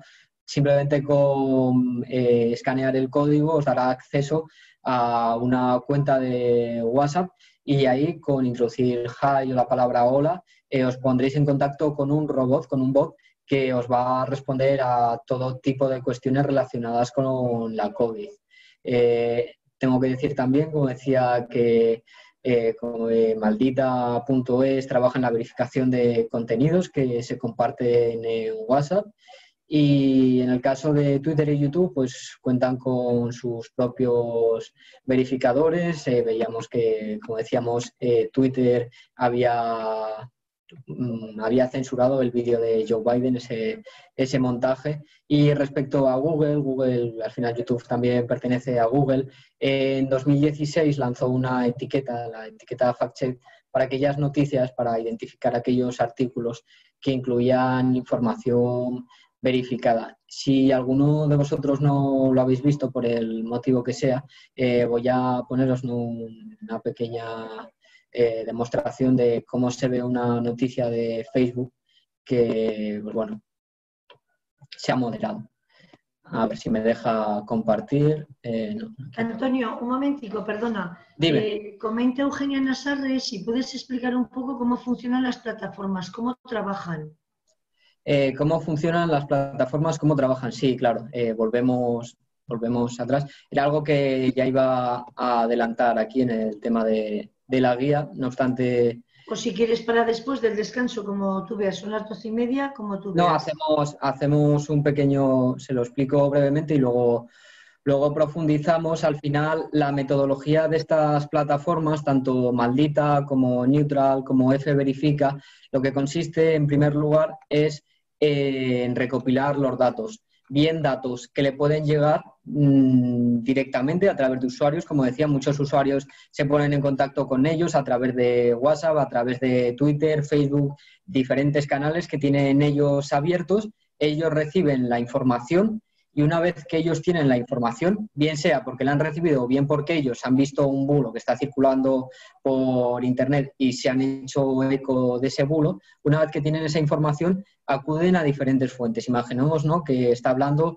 de que el gobierno de España, como se ha escuchado, ¿no?, compró ya material para la COVID, para la pandemia hace 2 años. ¿Qué hace en este caso Maldita, Neutral o F-Verifica? Pues directamente levanta el teléfono, abre el chat de WhatsApp y contacta con el asesor de comunicación, contacta con el departamento de comunicación, con el gabinete de comunicación del Ministerio de Sanidad, con el periodista encargado, con el compañero, y le dice: oye, mira, estamos recibiendo esto, ¿me puedes confirmar que esto es cierto o que no lo es? Y evidentemente, ante una información como esta y en los tiempos que estamos viviendo, el gabinete de comunicación te va a decir que no lo es y te va a dar las fuentes oficiales. Probablemente, pues si ellos hacían alusión a una página, ¿no?, donde dicen que se ha comprado, pues el Ministerio de Sanidad te redirigirá a su página oficial, a la fuente oficial, y puede que, aunque no te lo he detallado, pues sí que te diga un poco lo que se ha comprado. Eso es una forma de verificación, es la más rápida. En ocasiones sí que es cierto que los periodistas, pues por determinados motivos, no contamos, ¿no?, en ocasiones con la colaboración de nuestros compañeros, de los que están al otro lado de la barrera en los gabinetes de comunicación, y nos tenemos que sacar las castañas del fuego nosotros mismos. Veíamos el caso, ¿no?, de Neutral, en el que un diputado hablaba de que simplemente en España existía un tipo penal que no existía en el resto de la Unión Europea. Pues tú, como periodista, te llega esa información, te llegan esas declaraciones, y ¿qué tienes que hacer? Pues toca empezar a leer y toca empezar a ver los diferentes códigos penales que existen. Eso es un poco las dos maneras de trabajar en cuanto a verificación y, sobre todo, en cuanto a lo que nos estamos refiriendo de afirmaciones o hechos. Respecto a imágenes y a vídeos, es algo que veremos a continuación y que no lo quiero adelantar, Eugenia, pero sí que existen otras técnicas, y sí que en este caso pues las utilizan los diferentes verificadores. Y ya un poco, ¿no?, para terminar antes del descanso, a ver, tenemos aquí una pregunta. Vale, veo que responde Eugenia. Perfecto. Gracias, Eugenia, por tu pregunta. La verdad que, pues, bueno, se agradece no tener que estar hablando todo el rato, ¿no?, de las diapositivas, y poder compartir un poco con vosotros las consultas que tenéis. Para terminar, antes del descanso, lo que os quiero enseñar es una guía, ¿no?, que he elaborado respecto a plantar cara a la desinformación. La he denominado una guía contra los bulos y fake news. Con esto ya os prometo que terminamos, hacemos descanso y nos vemos dentro de 15 minutos. Una guía con 9 puntos básicos, esenciales, para que seamos capaces por nosotros mismos de ver si una información es veraz o es una fake news, es un bulo que nos están intentando colar. La primera de todas, para mí casi es la más importante, es la credibilidad del medio de comunicación. No es lo mismo una información publicada por El País, por El Mundo, por el periódico de Aragón, por ABC o por Heraldo, ¿no?, que una información que publica pues, un medio de comunicación digital en el que entramos a su página web y difícilmente pues, nos cuesta ver la dirección, nos cuesta ver si tiene una redacción física y nos cuesta hasta contactar con el director. En muchas ocasiones ni aparece, ¿no? Cuando no aparece el director, quizá tengamos que sospechar, ¿no?, de que eso no es un medio de comunicación, o al menos no es un medio de comunicación que difunde información veraz. En segundo caso, ¿quién es el autor de la noticia? A veces también pues, los periodistas tenemos que ser críticos, ¿no?, con nosotros mismos, con compañeros también, y ver si ese periodista tiene alguna vinculación con el tema que está contando. Esto ocurre a veces también, ¿no?, en periodismo deportivo. Muchos periodistas pues nos puede esa vinculación que tenemos con un club, sobre todo en medios regionales, y damos informaciones que a veces pues no están contrastadas o no son totalmente objetivas. Tercer punto, los canales que se está difundiendo. No es lo mismo que veamos una información en televisión o en radio que se vea en las redes sociales o en un diario digital. Para que os hagáis cuenta, un periódico, en un periódico impreso, antes de imprimirse, hay una persona, un jefe de cierre que está leyendo el contenido, hay un editor, incluso en las propias plantas de impresión, en las rotativas, hay una persona que se encarga de leer el contenido. Entonces es muy difícil que se cuele en un periódico y es más fácil, evidentemente, que nos la cuelen pues, por una red social o por un medio de comunicación. La cuarta, ¿hay referencias a fuentes oficiales? Si no hay referencias a fuentes oficiales, tenemos que sospechar también, porque si el propio periodista no es capaz de decir de dónde salen esos datos, es porque probablemente esos datos no tengan un origen cierto o formen parte pues, de algo oficial. Contrastar también que aparece la información en otros medios. No estoy diciendo de contrastar si se trata de una exclusiva en el minuto 1, pero es complicado, ¿no?, que una información de calado, una información que nos afecta a todos, al día o a los 2 días no sea replicada por otros medios de comunicación. Si ese contenido que estamos compartiendo no aparece en otros medios, también sospecha y la dejamos en cuarentena esa información o no nos la creemos. La fecha de la publicación de la noticia también es importante. Hay veces que se comparten contenidos que son de hace 3 o 4 años, pero que en ese momento pues a la persona de turno que lo comparte pues, le interesa hacerlo e intenta pasarlo, ¿no?, como algo que ha sucedido hace poco tiempo. Esta también es importante y es, yo creo que en una de las que también tenemos que hacer más esfuerzo, y es en realizar un examen de conciencia.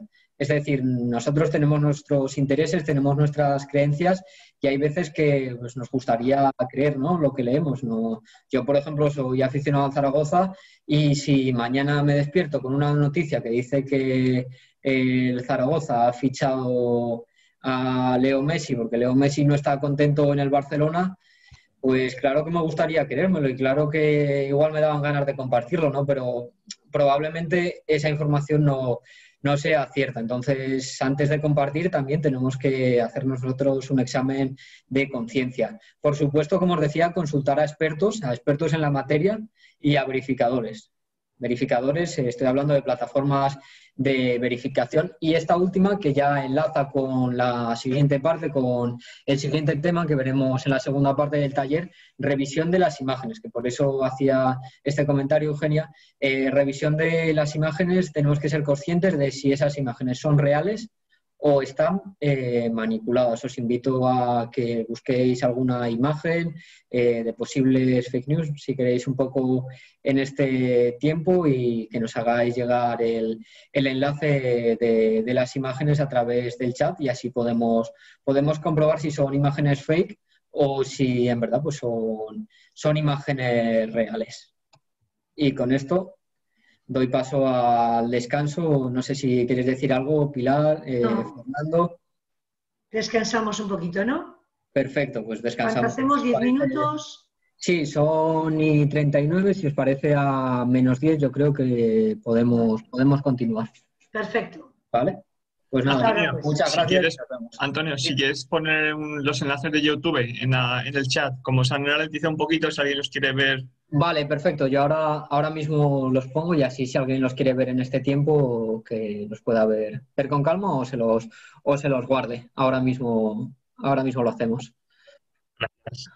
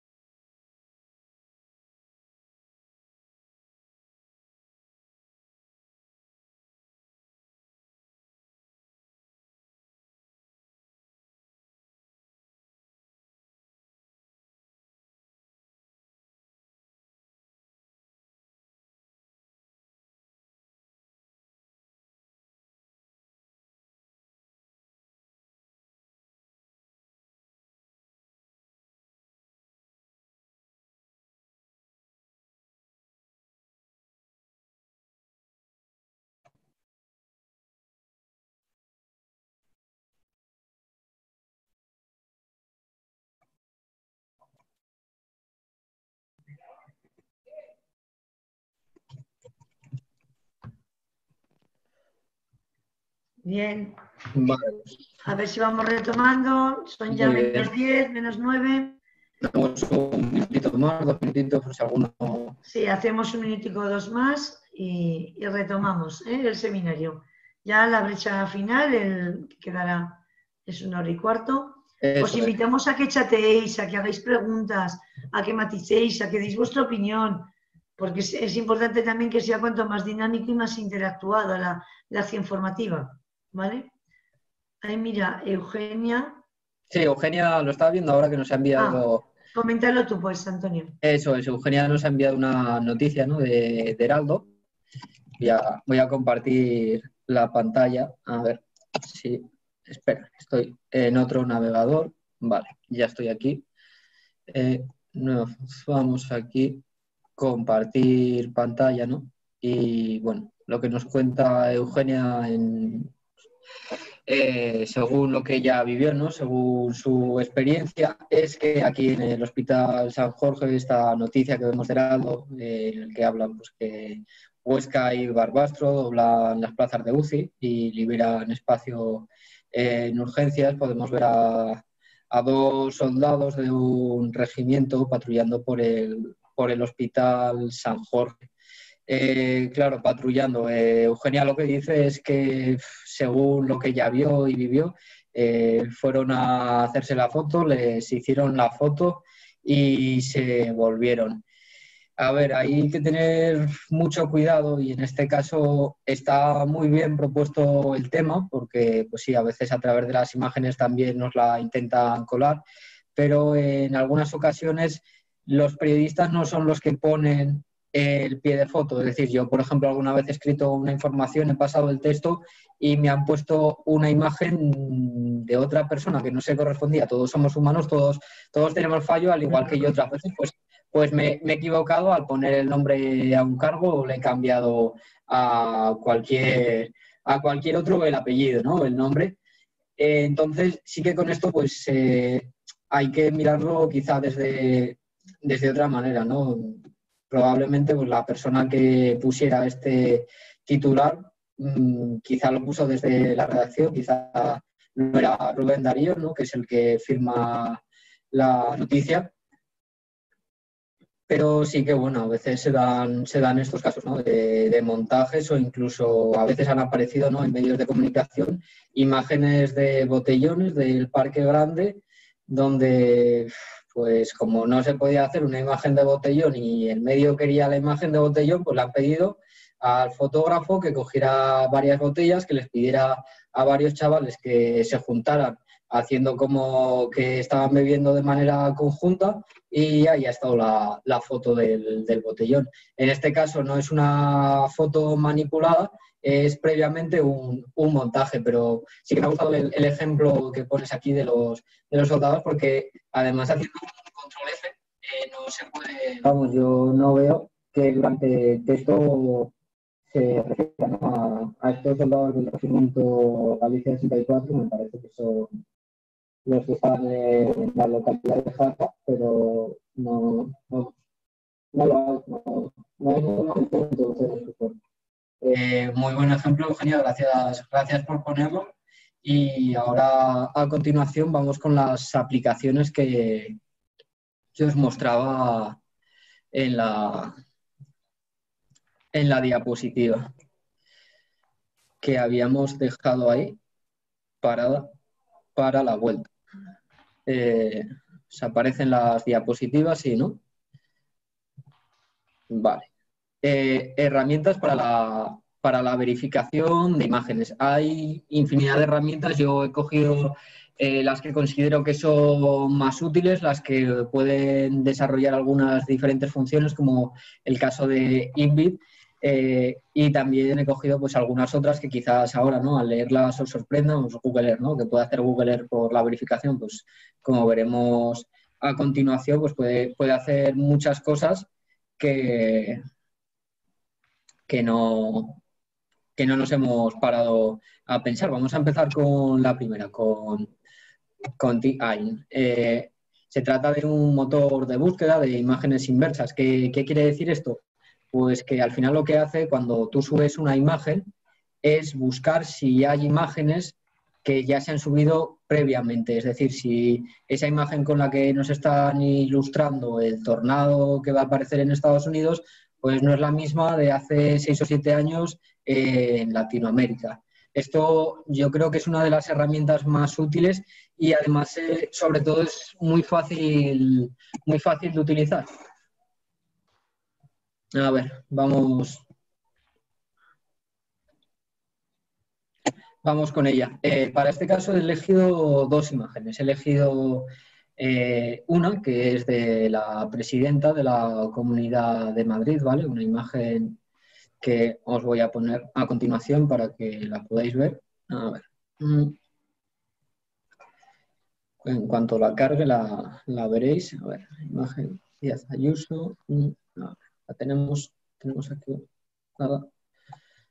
A ver.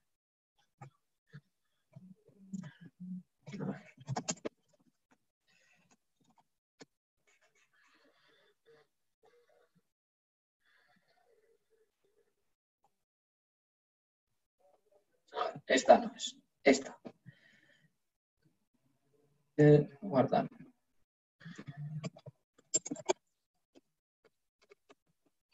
Vale. Tenemos 2 imágenes en concreto. Tenemos la imagen que habéis podido ver, creo, ¿no? De Díaz Ayuso. Y al introducirla aquí, pues lo que nos dice es que se han obtenido 0 resultados, es decir, que esta imagen no aparece en ningún otro sitio. Cuando nos ocurre esto tenemos que sospechar un poco, ¿no? Porque una imagen que introducimos y que no tiene resultados, siendo que, pues como podemos ver, está la presidenta de la Comunidad de Madrid, está el alcalde de Madrid y la vicealcaldesa Begoña Villacís, pues es un tanto sospechoso. Si no nos aparece, tenemos que sospechar. Otra imagen que quiero mostraros y que en este caso pues sí que comprobaremos, sí que vais a poder ver que es una imagen. A ver, un momento. Es una imagen verdadera, es una imagen que no se ha manipulado y es la del... La voy a buscar aquí directamente. Sí, vosotros la podéis ver.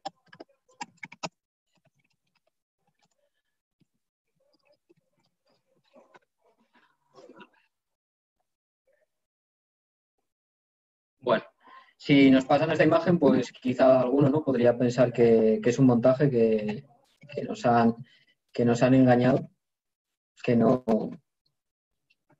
Pedro Sánchez no se ha quitado la mascarilla, pero efectivamente, si vamos aquí, pues podemos comprobar, ¿no?, que la fotografía que os enseñaba, la de Pedro Sánchez, pues no se trata de ningún montaje, ha sido publicada en el medio de comunicación Baleares y como podemos ver aquí en diferentes páginas, en moncloa.com, aparece en el diario, en el mundo.es, aquí, ¿no? Lo podéis ver, es donde figura, pues como os decía, Moncloa, el mundo.es, hay incluso una segunda pantalla, ¿no? Y pues eso.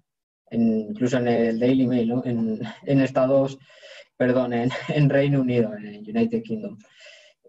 Esta aplicación es muy útil, como veis es muy intuitiva y sobre todo es que yo, por ejemplo, no lo tengo descargado un plugin que os recomiendo que lo descarguéis y simplemente con clicar derecho y darle a analizar, te la analiza directamente. Te aparece, pues bueno, los mismos resultados, ¿no?, que veíamos antes. El plugin lo podéis descargar dentro de la página web, creo que lo tenéis aquí, y si no es poner pues el nombre, Time plugin, y ya directamente pues está para Chrome, está para Opera, para Firefox. Clicas directamente aquí y te lleva a la página de instalador de plugin. ¿Alguna duda respecto a esta aplicación? Vale, si no hay ninguna duda, continuamos con la siguiente. Esta es un poco más compleja, yo os la he puesto quizá para usuarios iniciados en el tema de la verificación, fact-checking, pues pueda ser un poco más enrevesada y también hace falta tener ciertos conocimientos de fotografía. En este caso, lo que hace esta aplicación web es ver los metadatos de una imagen, es decir, todos esos datos que cuando nosotros disparamos la cámara se graban, la apertura del foco, la velocidad de obturación, es decir, con qué velocidad se ha abierto y se ha cerrado el obturador de la cámara. En ocasiones también nos pueden dar dónde se ha tomado esa imagen, el modelo de la imagen. Y os lo pongo básicamente porque lo veáis un poco, como os decía, es compleja, ¿no? Y quizá no es una aplicación para iniciados en la verificación. No obstante, pues bueno, voy a coger aquí una imagen del pasado Congreso de Periodismo de Huesca. Para los que seáis periodistas, pues bueno, os invito a apuntaros. Voy a hacer un poco de publicidad el 1 y 2 de octubre en el Congreso de Periodismo Digital, que además es online y es un congreso que organiza el Colegio de Periodistas, la Asociación de Periodistas de Aragón con el Ayuntamiento de Huesca. En este caso, la imagen que podéis ver es una imagen de la pasada edición de la conferencia inaugural a cargo de la directora del país, de la que por entonces era directora, y aquí nos viene pues toda la información que os contaba, pues un poco los bits, los colores, el tamaño, las notas que pueda tener. Ya os digo que esto es sobre todo para gente un poco más avanzada y sobre todo que tenga conocimientos en el caso del tema de fotografías. Continuamos con la siguiente, que es Serelai. Serelai es una app móvil que os dejo aquí la descarga. Tanto en iOS como en Android. Yo la he probado mientras hacía el curso, la verdad que funciona muy bien y es muy rápida, y es una aplicación pues fundamentalmente app móvil de verificación de imágenes, y a través de valores matemáticos de cada imagen, a través de ediciones de píxel, te detecta si esa imagen se ha manipulado, si se ha trastocado o si es una imagen pues que es verdad, que no ha sufrido ninguna manipulación a la hora de editarse, a la hora de introducirla en el ordenador y subirla a Internet. Como decía, Serelai es una aplicación muy parecida a esta TruePic.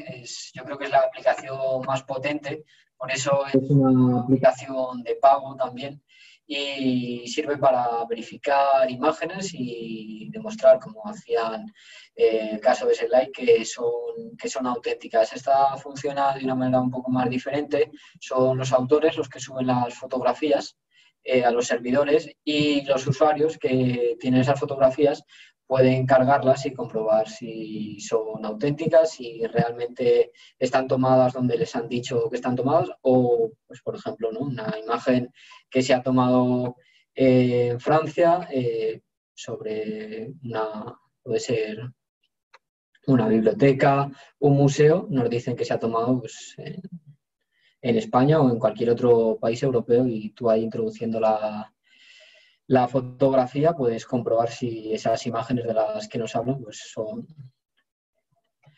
corresponden a ese lugar o no corresponden. Y me quiero parar en esta, por si va un poco más rápido, ¿no?, con las otras. Yo luego os paso los enlaces a todas las web, porque considero que esta es la herramienta básica para realizar cualquier verificación. Es una herramienta completa, es una herramienta que tiene muchas funciones y que además surge a través de un proyecto europeo de verificación de imágenes y vídeos de un consorcio de medios de comunicación, agencias informativas, universidades, compañías informáticas, y que está impulsado por el programa Horizonte 2020. Como os contaba, ofrece varias herramientas gratuitas, ofrece un plugin que ahora veremos, ofrece una aplicación que os podéis descargar a vuestro ordenador.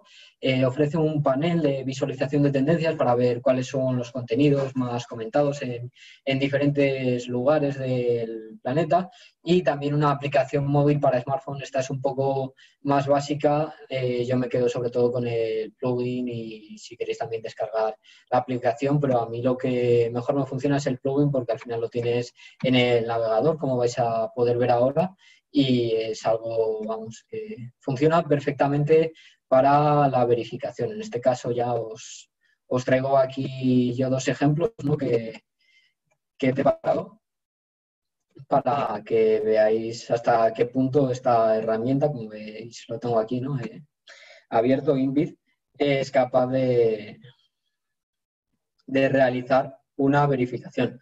Lo tenéis en 3 idiomas, está en inglés, francés, está también en español, que es evidentemente el que vamos a utilizar aquí. Y vamos a ir a la primera. Podéis ver que hay un análisis de vídeo, una sección para sacar los fotogramas, los frames de cada vídeo, esas imágenes clave. También se puede utilizar a través de YouTube, búsqueda de Twitter. Como dice aquí, el hecho jamás pasó en la realidad, ni menos en dicho parque canadiense. Al final, habéis visto que simplemente con copiar el enlace de aquí que hemos copiado, ir al plugin que tenemos, ir a YouTube, que nos genere las miniaturas del vídeo, podemos, vamos, un par de clics, menos de medio minuto, para comprobar a través de este plugin, a través del ordenador, si realmente este vídeo pues es verdadero o no. Tengo un segundo vídeo aquí también, ¿no?, que también os voy a poner antes de buscarlo para que pues digáis, ¿no?, y penséis vosotros si en este caso pues es un vídeo verdadero o es un vídeo que está manipulado.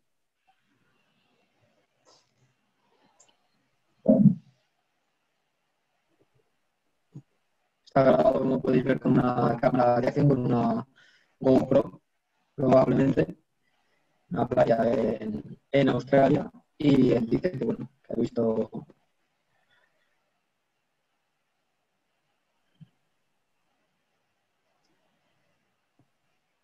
el ataque de un tiburón blanco. Vale, vamos a coger el enlace, al igual que hemos hecho anteriormente. Vamos a ir en este caso por probar, ¿no?, por también ver que al final son muy parecidos en la fragmentación del vídeo. En este caso no nos realiza la búsqueda directa, sino que pues, nos aparecen aquí una serie de imágenes para que nosotros elijamos. A ver si en este caso la conexión funciona y no nos pasa como ha ocurrido con el primer apartado, el de análisis del vídeo. Análisis de vídeo en marcha. Al final son muchos frames, son muchas imágenes. Es un servidor al que se conecta en diferentes lugares del mundo y lleva su paso.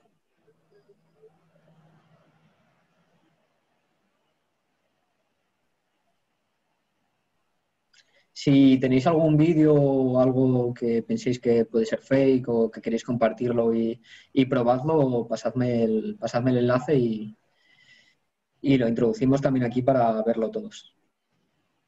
A ver, ahora aparece. Muy bien, como podemos comprobar aquí ya, lo que hace es sacarnos la mayoría de frames, de imágenes, y nosotros podemos clicar directamente y nos lo busca para ver si esto se corresponde con un vídeo falso o, por el contrario, son sucesos que han ocurrido. En este caso no funciona del todo adecuadamente el tema de las imágenes. No obstante, si vamos aquí, si en este caso sí que nos lo permite, mira, en este caso sí que lo ha hecho, podemos realizar aquí, podemos ver todo, podemos hacer una búsqueda en el servidor Yandex, en Tinai, en Twitter, Podemos probar incluso el que con el que nos habíamos iniciado con Tinai para ver si este frame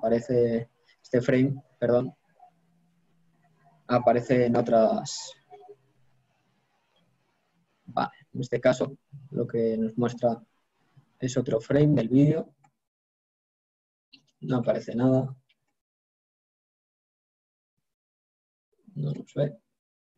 No obstante, esto tenemos aquí. Y vamos a ver que en realidad se trata de un contenido falso.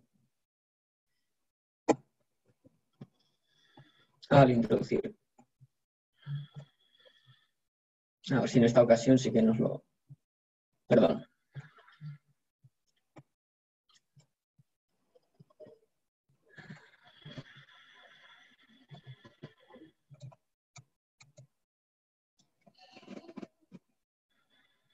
A ver.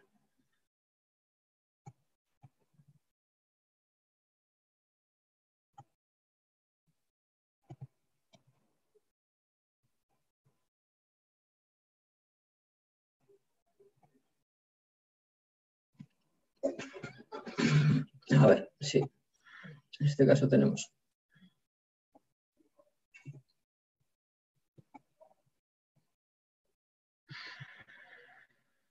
Vale, mira, ya lo hemos encontrado, era la primera toma, no sé por qué al principio no ha aparecido, esta es la que había seleccionado.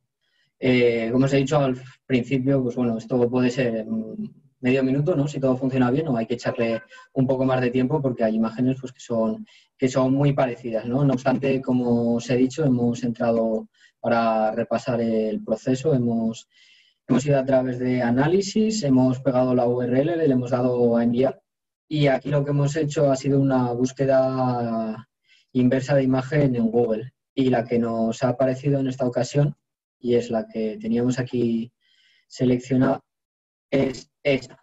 Páginas con imágenes que coinciden con la búsqueda. Y aquí tenemos, efectivamente, una página que lo desmonta.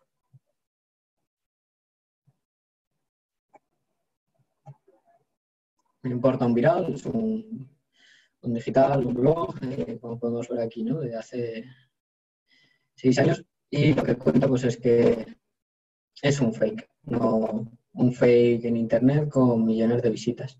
Y un fake que además algunos medios de comunicación, algunas televisiones incluso lo difundieron. Aquí nos explica un poco, ¿no? Porque ahí se pueden ver en ocasiones hasta 2 tiburones, diferentes montajes de diferentes trucos que se han utilizado a la hora de editar el vídeo, que parece al verlo, ¿no? en una primera visualización que es un vídeo verdadero, pero si nos fijamos en esos detalles podemos comprobar que nos lo han colado. Esta aplicación, además de todo lo que tiene respecto a vídeos, también incorpora herramientas que son interesantes, ¿no? Y son como la búsqueda avanzada en Twitter. En este caso, para verlo, vamos a utilizar un ejemplo, vamos a cambiar. Tenemos ahí a Pedro Sánchez todo el rato, vamos a cambiar a otro líder político. Y para que veáis un poco antes de hacerlo, pues nos permite introducir una palabra clave en FASA. Sabemos que en Twitter son muy utilizados los FASA. El nombre de la cuenta de Twitter, podemos incluso un filtro, ¿no? De pues, si se ha realizado la grabación con Periscope, se trata de un Vine, no tiene imágenes, el idioma en el que ha sido publicado, la ciudad, ¿no? Incluso la ciudad, los kilómetros y también las fechas con hora y minuto.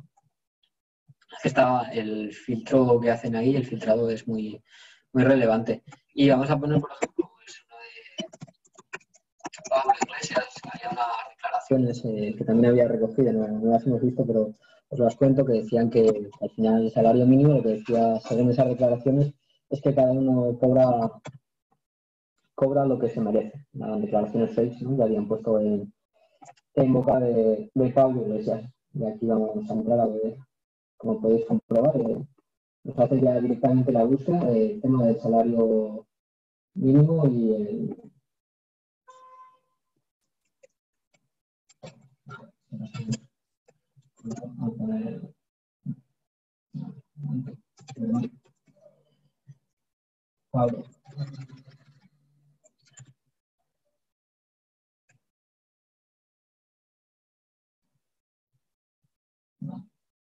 Realmente lo había probado con Pedro Sánchez. Pedro Sánchez sí que me había funcionado, así que bueno, vamos a hacerlo con él.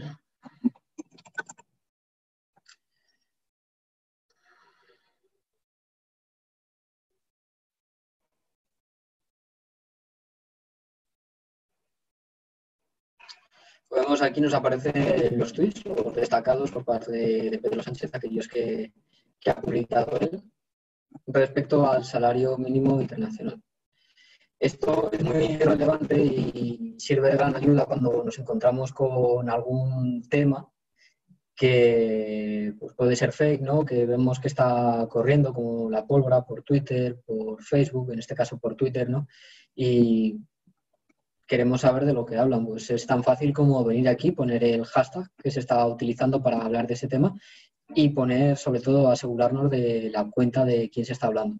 Porque en muchas ocasiones hay cuentas fake que son muy parecidas a las de los periódicos o a las de los líderes políticos o a las de otros deportistas, y como tienen la misma imagen y prácticamente tienen el mismo nombre, el mismo nickname, nos la cuelan perfectamente.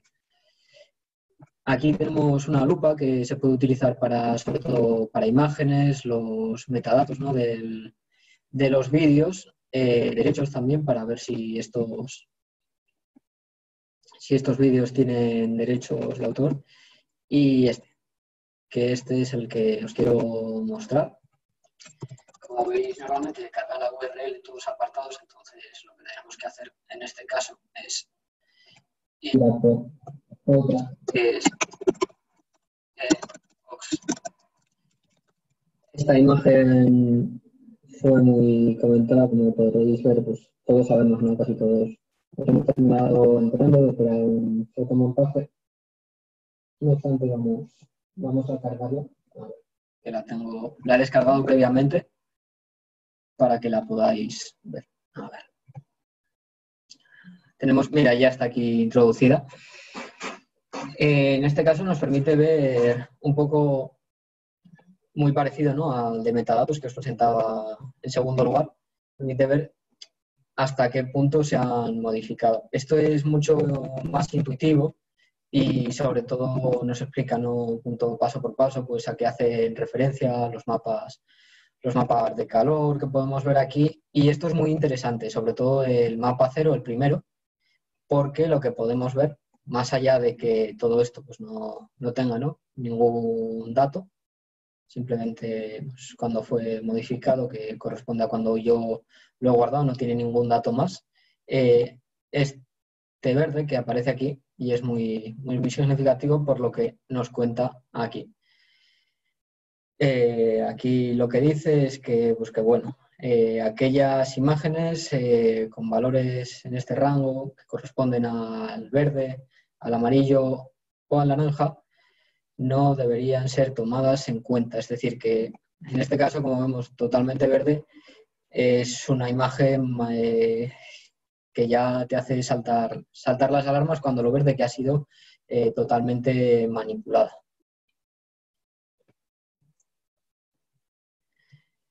Y más allá de esta aplicación, que como os decía, pues bueno, la podéis descargar, os llevo un poco a su web para que lo veáis aquí en Bit. Cuenta un poco el proyecto, ¿no? Los diferentes servicios que tienen, pues aquí la plataforma de datos que os contaba, el plugin de verificación, la aplicación móvil, aquí lo podéis descargar todo, incluso podéis saber un poco más, ¿no? Del proyecto, de los miembros que forman parte. Es muy completa y aquí tenéis las aplicaciones, plugin, application.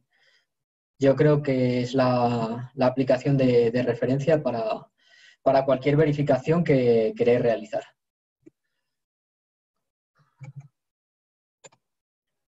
Este visor de datos es muy parecido, el de Amnistía Internacional, al que hemos visto hace poco en esta aplicación de InVid. Lo que hace al introducir la URL del vídeo es extraerte 4 fotogramas clave, 4 imágenes que se introducen en la búsqueda de imágenes de Google por si hay otros vídeos o otros contenidos, ¿no?, audiovisuales que introduzcan también esas imágenes y te puedan alertar sobre un vídeo modificado. Y están sus Google Earth y Weather Underground. Son 2 aplicaciones que como tal no están concebidas, pero que sí que les podemos dar un uso, y es que al final Google Earth te permite verificar si los lugares donde están sucediendo estos hechos se corresponden con la realidad o nos la están colando. Igual nos cuentan una historia, ¿no?, de un niño, una persona ahogada en un río en determinada localidad, y luego vamos con Google Earth a ver esa localidad y no hay ningún río ahí. O pues el caso de Weather Underground, que como habéis podido ver aquí, pues nos ofrece la situación meteorológica en determinados lugares desde 1945. Las 2 se pueden utilizar perfectamente para esto. Y ahora doy un paso más en el tema de la manipulación. Lo veíamos antes, ¿no?, con el candidato Joe Biden y ese vídeo manipulado que había compartido el asesor de Trump. Y es que ya no les basta con manipularlos con imágenes retocadas. Es que ahora lo hacen con vídeos, y son vídeos que, la verdad, si tú no conoces a esas personas, probablemente este spot, esta parte de vídeo que vais a ver a continuación, podría pasar totalmente por una serie. Vamos a ver simplemente un trozo del vídeo. Es demasiado largo, pero simplemente la introducción para que os hagáis una idea de...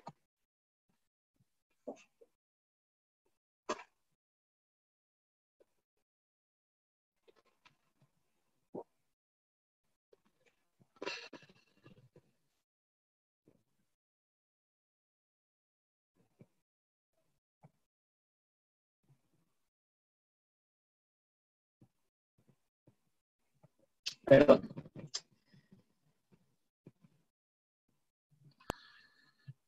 No sé si había algún problema con el audio. No obstante, habéis podido ver las imágenes de los deepfakes, de cómo a través de un programa que a continuación os voy a mostrar algo más de él, se puede modificar directamente y poner a los 5 candidatos, ¿no?, a esas elecciones que hubo como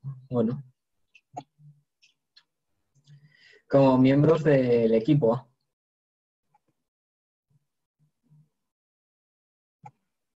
En este caso os voy a compartir un contenido que explica el debate contra la ideología de género, esa gran injusticia que nos trata. Esto no lo ha dicho Albert Rivera, sino Javier Ortega. Aparece en todas estas películas.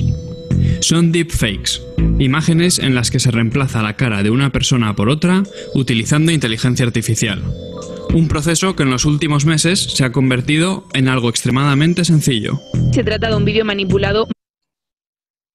Avanzar un poco más para que veáis. Construye El programa es gratuito y de código abierto, y con mínimos conocimientos puedes hacer ejemplos así. Además de cambiar caras, este tipo de tecnología se puede aplicar de muchas otras maneras. Investigadores de Google, por ejemplo, han avanzado en la creación de voces sintéticas muy difíciles de distinguir de voces reales. That girl did a video about Star Wars lipstick. That girl did a video about Star Wars lipstick. Incluso se han creado vídeos generando voces de personajes populares, poniendo palabras en su boca que nunca han dicho. One man with total control of billions of people's stolen data. Esto plantea nuevos retos y algunos lo ven como algo peligroso, que ya está afectando, por ejemplo, a la carrera presidencial por la Casa Blanca. Facebook ya ha dicho que no va a borrar vídeos falsos de Instagram. Basta un poco nuestras píldoras respecto al vídeo de Huffington Post para que os hagáis una idea de lo fácil y lo accesible que puede ser realizar un deepfake. Casi esta está al alcance de la mayoría, ¿no? de nosotros. Para esto, esta es la última herramienta que os mostraba. Es una herramienta que todavía no ha visto la luz, o al menos no es pública, ¿no? Para que nosotros la podamos usar. Y es una herramienta que ha elaborado Microsoft y que está destinada pues, a analizar este tipo de vídeos y determinar si hay deepfakes o no. ¿Cómo lo hace? Pues analizando cada frame, cada imagen de las que se compone el vídeo y mostrando en tiempo real pues, la posibilidad del porcentaje de probabilidad de que ese contenido haya sido manipulado. Terminado este apartado de verificación, yo creo que era el más importante, ¿no? Porque al final el curso, lo que yo quiero, por un lado, es que conozcáis los diferentes recursos para verificar informaciones, que conozcáis las plataformas, que sepáis por qué es importante verificar y también que tengáis aplicaciones, herramientas para hacerlo. Os las he explicado, en algunas he incidido más, en algunas menos. No obstante, si alguno tenéis curiosidad por alguna de ellas, cuando termine el curso os apuntáis mi correo electrónico que os facilitaré y hablamos detenidamente, os explico lo que queráis sobre cualquiera de ellas o incluso sobre las plataformas. Ahora entramos en el tercer apartado. Este va a ser un apartado un poco para ver también, ¿no? Cómo puede afectar la desinformación en el ámbito judicial. Y la realidad es que en España no hay una normativa que de por sí penalice, castigue la difusión de bulos u otros contenidos falsos. No está tipificada como un delito, como digo, pero sí que es cierto que puede encajar en otros supuestos recogidos en el Código Penal. Aquí tenéis algunos de los supuestos. Desórdenes públicos, en el caso de que, bueno, pues que estemos pasando una fake news sobre un posible atentado que puede ocurrir en nuestra ciudad, falsedad documental o usurpación de funciones públicas cuando estamos compartiendo o estamos elaborando una fake news sobre un BOE, como hemos visto en el caso de la COVID, publicidad engañosa que pueden realizar algunas empresas o lobbies y una incitación directa al odio. En este caso se me ocurren, ¿no?, aquellos vídeos, aquellos audios que hablan de las personas inmigrantes y de todas las ayudas que reciben, más que las personas españolas que tienen más facilidades y más ventajas y ayudas específicas para ellos. Las propuestas de expertos ante esta situación, pues una es la creación de un organismo público-privado. Eso se decidió en una subcomisión en el Congreso de los Diputados, pero eso se votó en 2015 y hasta el momento nadie ha hecho nada, nadie ha fijado criterios y tampoco se ha trabajado ese organismo en colaboración con la policía. Otros recursos, pues al final lo que estamos haciendo hoy aquí, ¿no? Incrementar la alfabetización mediática, ser conscientes de los bulos que nos pueden afectar, saber identificar contenidos falsos, fomentar el pluralismo informativo con ayudas a los medios, facilitando a los medios de comunicación su trabajo. Pues si, como bien preguntaba Eugenia y le explicaba, si alguien nos dice o nosotros como verificadores nos encontramos una fake news, que cuando llamemos al ministerio, que cuando llamemos al partido político, los directores de comunicación no nos den largas, que no ocurre en la mayoría de ocasiones, pero hay casos. Entonces, que todos seamos consecuentes con esta causa y facilitemos las cosas para desmentir las falsas informaciones, aunque esas informaciones nos puedan beneficiar en mayor o menor medida. Y sobre todo exigir a las empresas, eso ya se está haciendo desde distribución de contenidos, Facebook, Twitter, Instagram, una mayor verificación. Aquí lo que os quiero decir, y sobre todo a la hora de tipificar, ¿no?, de tomar la difusión de un bulo, esto es un matiz muy importante, porque igual yo o igual algún familiar mío le pasan un bulo y como él no lo ha verificado, porque pues bueno, no tiene las plataformas de verificación, pues lo difunde pensando que es verdad y pues pensando que nos está haciendo un favor a todos. Y realmente lo difunde de manera inocente y eso no está penado. Está penado que haya una intención de engañar a la hora de crear y difundir un bulo. Además, informaciones falaces, como por ejemplo la que pudimos encontrar, ¿no?, en un diario regional, que había copiado unas frases del monarca emérito sobre Corina Larsen del Mundo Today, que las había incluido y habían salido publicadas sin haberse contrastado, pues eso es información falaz, eso no son fake news, no son casos de desinformación, es una mala práctica profesional que a veces ocurre en el periodismo, a veces en ocasiones por las prisas y por el ingente volumen de trabajo que tenemos, pero eso no es una fake news y la publicación de eso no puede estar tipificado penalmente, como sí que ha de estar y como sí que encaja en determinados casos la difusión de un bulo con la intención, como decimos, de engañar y de crear una falsa alarma. Pone 3 puntos amenazas profesionales, pero es el cuarto apartado. Disculpadme la errata. Pasamos ya al cuarto y último apartado de este taller, de este seminario, y lo hacemos en este apartado hablando de las amenazas profesionales de la información. Como decía, todos podemos ser víctimas de una fake news. Y una fake news nos puede afectar directamente a nuestro negocio. Nos puede afectar, pues yo imagino, ¿no?, que alguien que tenga una carnicería y se difunde una fake news diciendo que determinados animales que consumimos a diario son portadores, que hay un estudio que lo demuestra, pero que la OMS y el Ministerio de Sanidad no quieren decir nada. Pues quizás haya gente que sí se lo crea y quizás haya gente que si somos los propietarios de la carnicería, pues no vengan y nuestras ventas pues bajen un 15 o un 20%. ¿Qué hacemos? ¿Nos callamos? ¿No decimos nada y seguimos trabajando? Yo creo que hay que responder. Y hay que responder de manera adecuada.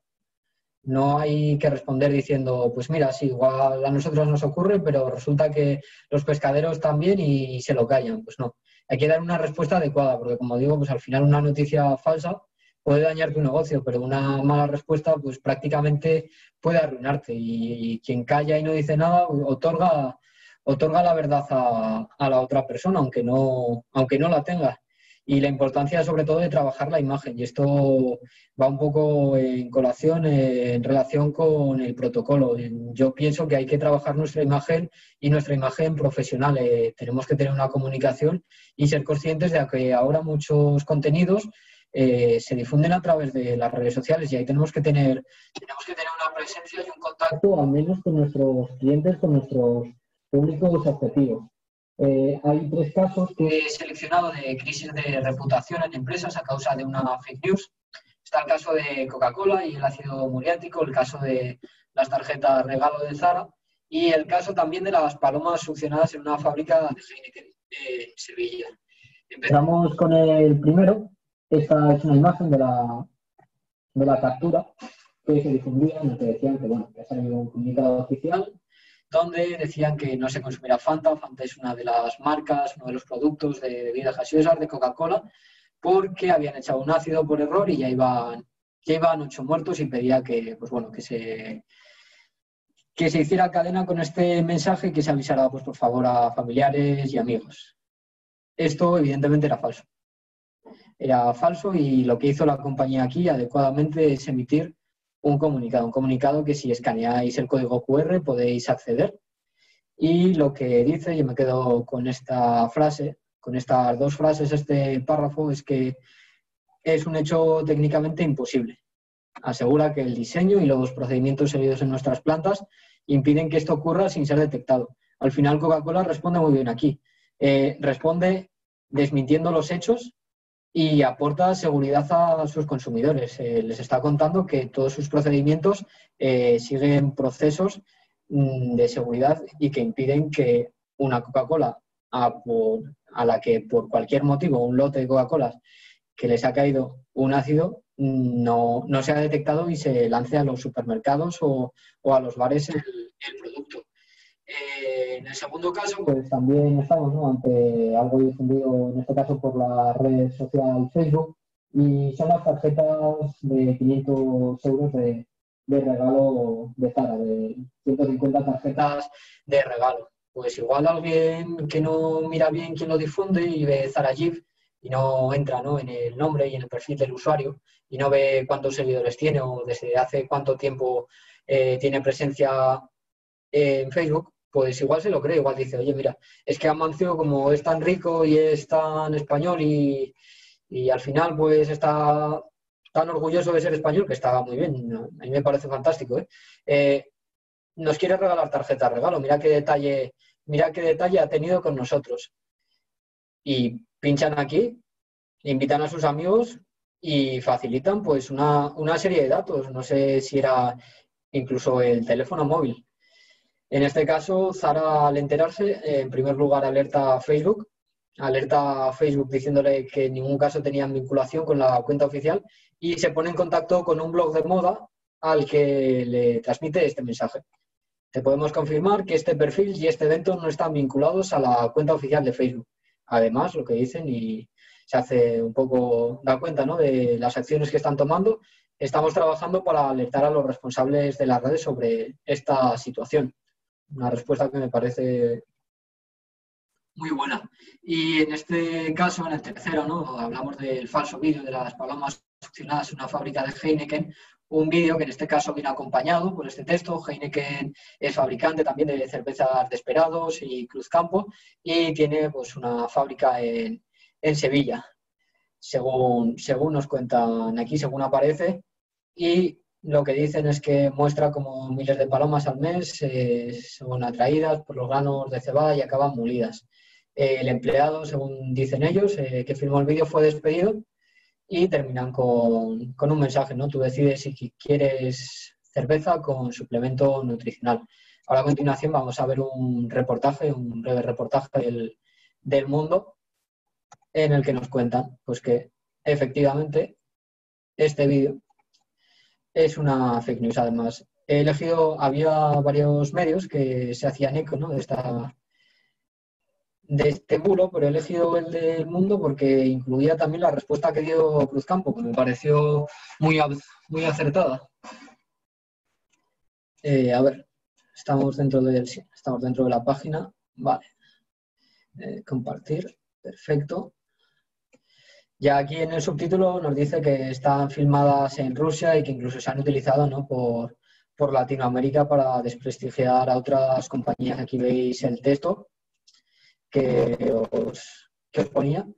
Y lo que hace Heineken es enviar una nota a los medios de comunicación, que al final son los que mayor difusión pueden tener, y explicar que desde la compañía garantizan que todas las instalaciones, materias primas son seguras y que están protegidas contra cualquier contaminación. Y hablamos de la respuesta que tuvo, que además del comunicado, emiten un vídeo para dar una prueba. A mí me parece una actuación muy correcta, porque si tú tienes un vídeo, ¿no?, que te está mostrando algo que es falso, lo mejor que puedes hacer es responder con otro vídeo, no responder con un comunicado simplemente, sino pues mira, mostrarle a la gente que así es como nosotros hacemos las cervezas y que con las medidas que estáis viendo es imposible que una paloma acabe siendo molida.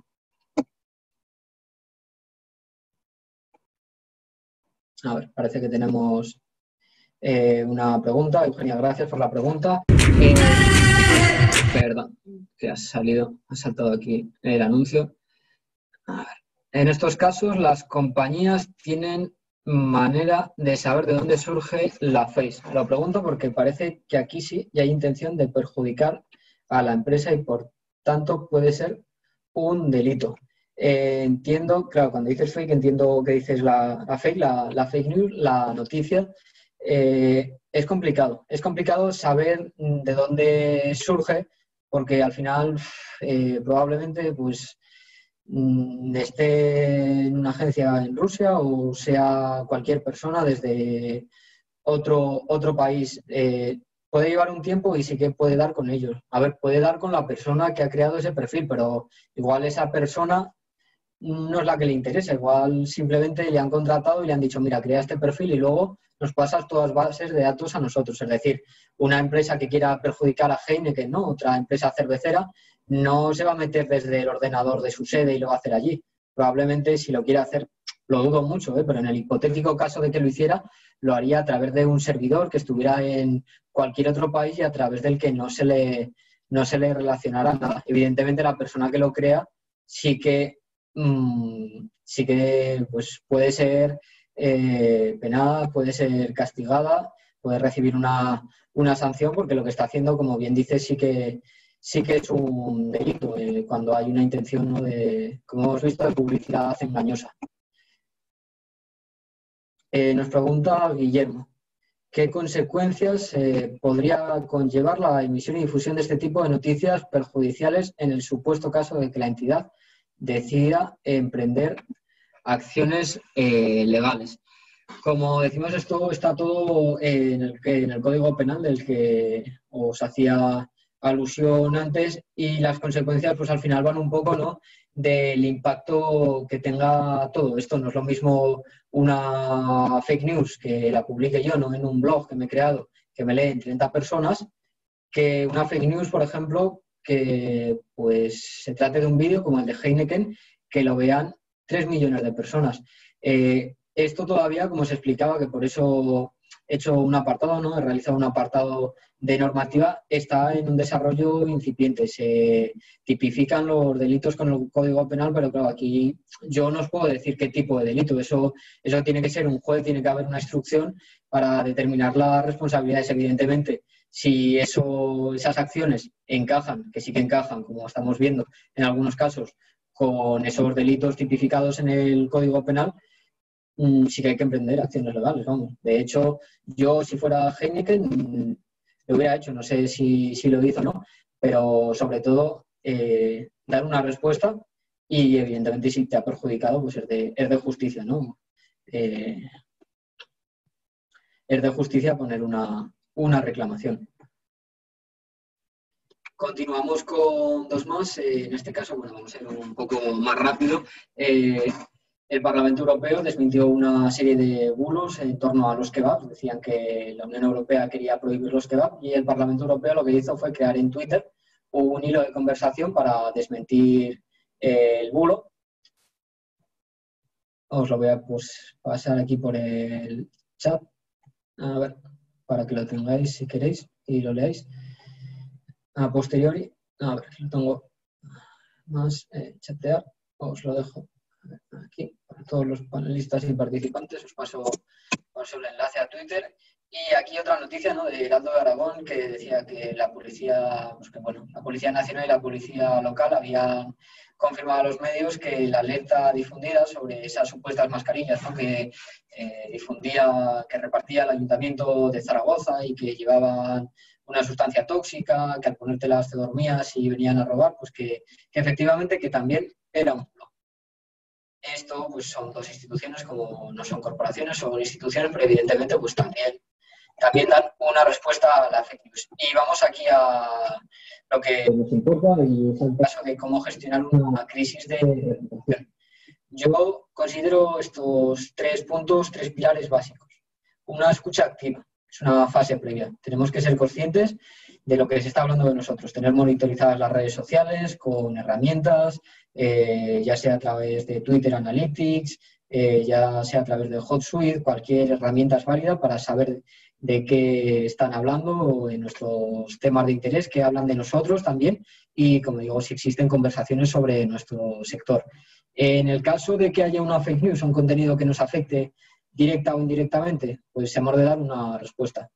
Habrá que estudiar sobre todo el caso, no hay que responder en caliente, porque ya sabemos cómo va el tema de las emociones. Hay que estudiar el caso de manera interna y sobre todo consensuar un mensaje cuando se trata de una corporación, que hay diferentes departamentos y hay diferentes personas trabajando en ello. Y sobre todo esto es muy importante. En una época donde las emociones, donde constantemente se está apelando a las emociones con las fake news, a la ira, al temor, al cabreo, tenemos que ser capaces de, a la hora de responder, generar algo positivo en el público. No nos podemos quedar con un comunicado aséptico, abstracto. La gente, cuando lee esas fake news, se preocupa, y yo lo que querría, si leo una fake news y me preocupo, es que me tranquilicen y que me ofrezcan mensajes un poco que me hagan ver que eso no es así. Y para eso hay que utilizar un tono emotivo, hay que utilizar un tono cercano y no ser pues demasiado formal, ¿no? Que algunas corporaciones lo hacen y dicen, no, es que yo soy una empresa y esta es mi forma de trabajar. Sí, pero es que tú en ocasiones trabajarás para personas, y esas personas tienen emociones, tienen sentimientos. Y dicho esto, quiero bajar y sobre todo profundizar, ¿no?, en lo que es el protocolo de actuación, o el protocolo que yo he diseñado y que yo utilizo, que yo utilizaría si el día de mañana también me viniera una fake news de un cliente que ha difundido alguna información, ¿no?, que le pueda afectar, o incluso un tema profesional. 4 pasos. El primero es el análisis de la situación. El segundo es una elaboración de un comité. El tercero es una respuesta corporativa. Y el cuarto paso es un refuerzo con contenidos. Como decíamos, análisis de la situación. ¿Cómo ha llegado esa fake news? ¿Por qué canales se está difundiendo? ¿Quién la está difundiendo si logramos saber quién lo realiza? A veces sí, a veces son personas de la calle, no tienen por qué ser bots o fakes. ¿Y quién la está consumiendo? ¿A quién llega? ¿Cómo nos afecta esa información? ¿Están bajando nuestras ventas? ¿La gente habla mal de nosotros? Y sobre todo, ¿cuál es el conflicto corporativo que como empresa nos genera? Es decir, de nuestra actuación como empresa, ¿a qué está atacando? En este sentido, es muy importante saber a qué área está atacando, porque a continuación vamos a tener que elaborar un comité. Un comité que va a estar formado, evidentemente, por el responsable de comunicación, por expertos legales, que evidentemente, como decías, como me preguntabais, sí que hay que tomar responsabilidades y por eso tiene que haber expertos legales a la hora de elaborar la respuesta, un responsable del área afectada, de esa área que estamos hablando, donde está el conflicto, y en el caso de que lo hubiera, pues un consejero delegado, presidente, dueño, propietario de la empresa, ¿vale? Esto, pues al final se puede reducir, se puede acotar, se puede ampliar, pero yo creo que esto es lo básico en una empresa. Y una vez que tenemos este comité, lo que tenemos que hacer es dar una respuesta corporativa, analizar la situación, qué es lo que ha pasado, qué relación tiene con los hechos falsos que se están difundiendo y, sobre todo, mientras se hace eso, tenemos que estar en contacto con los medios de comunicación y con los clientes. Probablemente no podamos dar una información en ese momento, pero no nos podemos esconder, no podemos decir no sabemos de lo que nos hablas, no me consta, yo no me encargaba de eso. No, tenemos que ser sinceros. Estamos estudiando el caso, estamos estudiando los hechos y pronto ofreceremos pues, un mensaje que tiene que estar consensuado por los miembros que forman este comité. Tiene que ser un mensaje único, no puede salir cada persona de la empresa a decir una cosa diferente y, sobre todo, en determinados casos tiene que contar con portavoces, con gente dentro de las empresas que te digan y que te ofrezcan seguridad.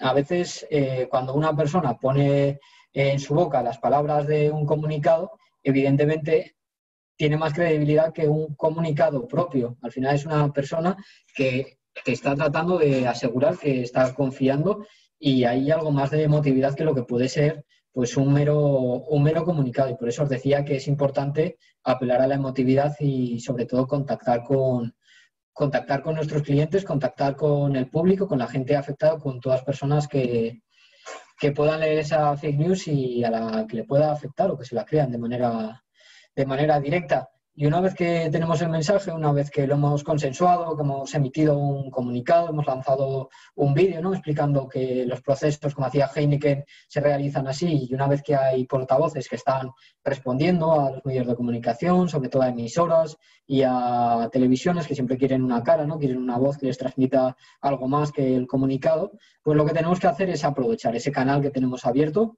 con la gente y comunicar más contenidos que evidentemente refuerce nuestra estrategia, que nos sirvan para enfatizar en los valores que nosotros estamos vendiendo y con los que estamos respondiendo a esa crisis de reputación, a esas fake news, y que salgamos más reforzados incluso de lo que hemos entrado.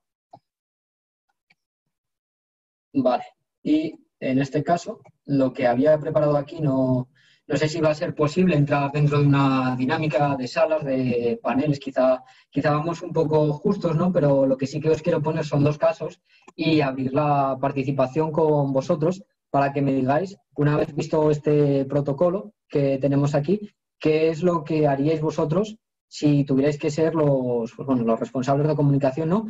O los propietarios de esa empresa y cómo responderíais. Voy a poneros 2 ejemplos. El primero de ellos lo pongo aquí. A ver si lo podemos ver todos. Y es el de los patinetes de alquiler. Esto es un montaje que he hecho yo. No vaya a ser que alguien se alerte o piense que es una información que se está difundiendo. Vale, confirmadme que lo veis, ¿no? ¿Veis los patinetes? Pues eso, abro un poco la participación al resto de asistentes para que, pues bueno, escribáis por el chat y nos digáis, en caso de ser víctima, ¿no?, de esta fake news, en la que, pues, como se puede ver, ya son 150 usuarios de patinetes de alquiler en Zaragoza infectados por COVID-19, la empresa no realiza desinfección y las autoridades callan. Compartir, por favor. Os dejo un poco 2 minutos para que, pues bueno, a bote pronto, ¿no? ¿Cuáles son las acciones que realizaríais vosotros si fuerais los propietarios de esta compañía? Hay que tener en cuenta que es un mensaje que se ha difundido por redes sociales, por Twitter. Levantad la mano los que tengáis algo que decir, os abrimos el micrófono. Seguro que alguno, después de todo lo visto, se le ocurre una manera de responder a esta fake news.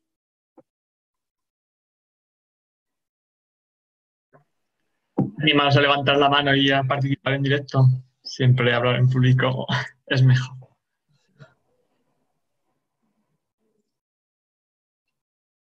Pilar, que ha tomado nota, no sé si tiene alguna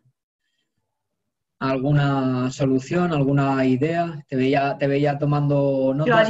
Yo haría un vídeo desinfectando los patinetes o fotografías de cómo la empresa, pues después de, no sé, con la periodicidad que sea, pues que desinfecta realmente. Porque va por el tema de la desinfección Todo te ataca que no se limpian para evitar el uso. Sí, es una muy buena opción. Incluso a mí se me ocurre, ¿no?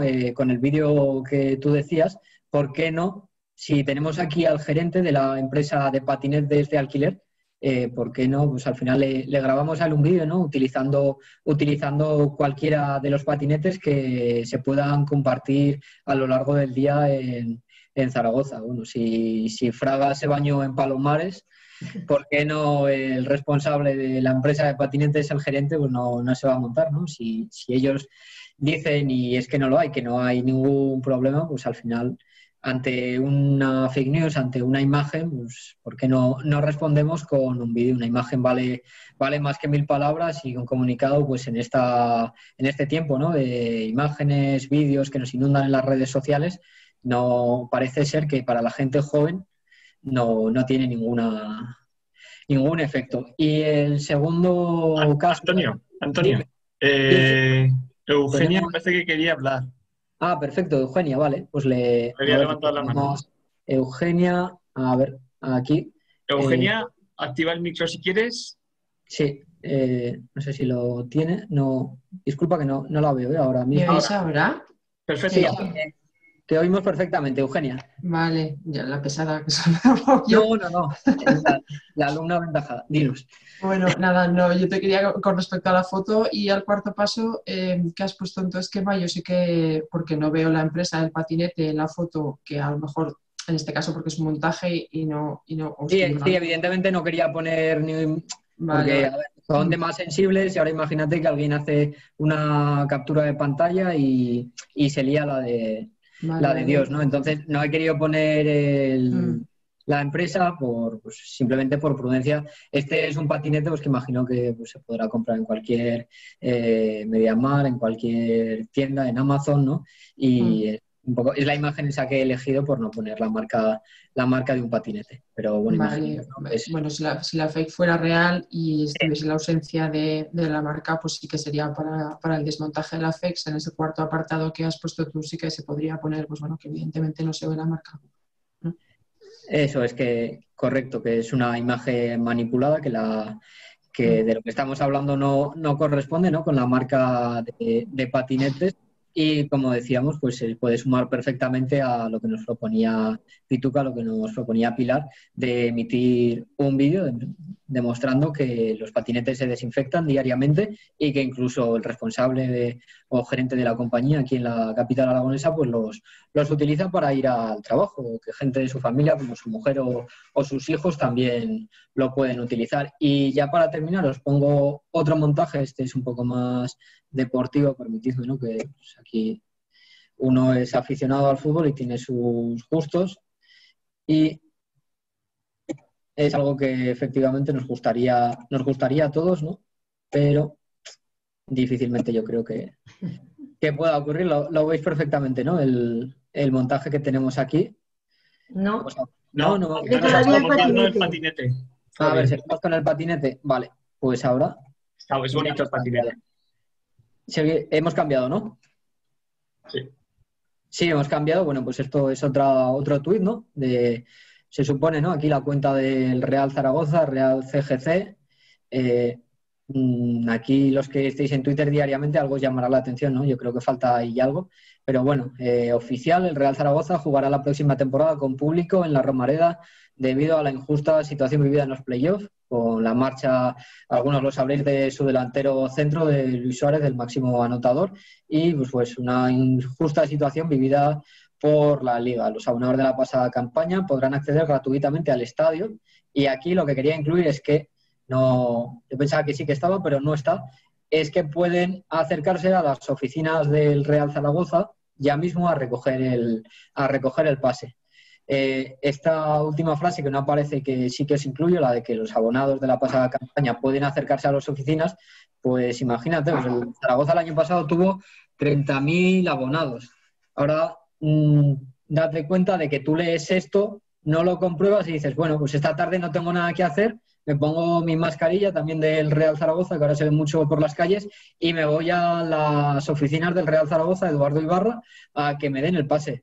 Pues yo soy el community manager o el responsable de marketing del Real Zaragoza, veo esto y me pongo, a temblar. Me echo las manos a la cabeza, porque además, pues, podría colar perfectamente si alguien lo lee. A ver, tenemos que darnos cuenta, ¿no? De que no es una cuenta verificada, de que el nickname del Real Zaragoza no es Real CGC, sino que es Real Zaragoza, y que evidentemente, pues, difícilmente un community manager pondría injusta situación consentida por la Liga. Hay algo que todos pensamos, pero los tonos en estos casos, pues en la mayoría de ocasiones se suelen guardar, y lo que se tiene que decir, pues se dice en privado. Entonces, yo aquí lo que se me ocurre y lo que haría, seguramente vosotros, ¿no? También tengáis una respuesta, es evidentemente difundirlo por todos los medios, activar los canales de difusión del Real Zaragoza y sobre todo enlazar a este tuit de la cuenta oficial del Real Zaragoza, que retuitee este contenido, que lo comparta y diga que es algo fake. Y si tiene que hablar con los medios de comunicación para que en radio, para que en prensa y para que en televisión lo desmientan en sus informativos, que lo haga. Yo es que es lo que haría, porque, a ver, igual yo leo esto, ¿no? Y se lo cuento a mi padre o a cualquier otra persona, y mi padre pues no lo verifica, o a la persona con la que voy, ¿no? Normalmente al fútbol. En cambio, está viendo el informativo, está viendo la sección de deportes que le gusta y se encuentra con que el presentador pues le han dicho que esto es fake. Entonces, yo creo que lo que habría que hacer en este caso, después de analizar la situación, aquí pues la respuesta es muy clara, es algo fake y es algo que es totalmente incierto, es contactar con medios de comunicación, por un lado, y sobre todo difundir en las redes sociales que es algo que no es cierto, y sobre todo citar lo que es este tuit. No sé si alguno de vosotros tiene alguna solución más, algo complementario, pero yo pienso que esas dos serían las acciones principales.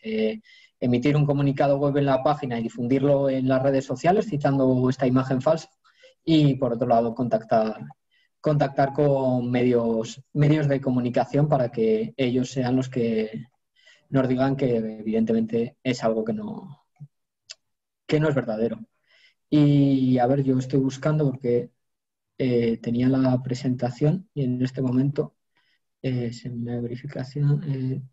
tenía al final de la presentación mi correo y una imagen, ¿no? Dándoos las gracias a todos vosotros por estar aquí estas 3 horas escuchándome, compartiendo contenidos con algunos de vosotros sobre verificación, y tenía el enlace a mi cuenta de correo, pero no... Ah, mira, sí, aquí lo tenemos.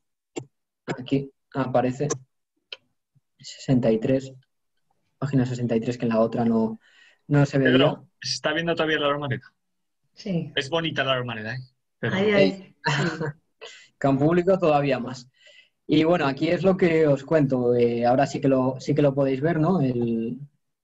Mis contactos en las diferentes redes sociales, mi correo electrónico, para los que os queráis apuntar, hablamos sin ningún problema. Y como os decía, si hay alguna herramienta, si hay algo que no os ha quedado lo suficientemente claro o queréis profundizar, por favor, escribidme a este correo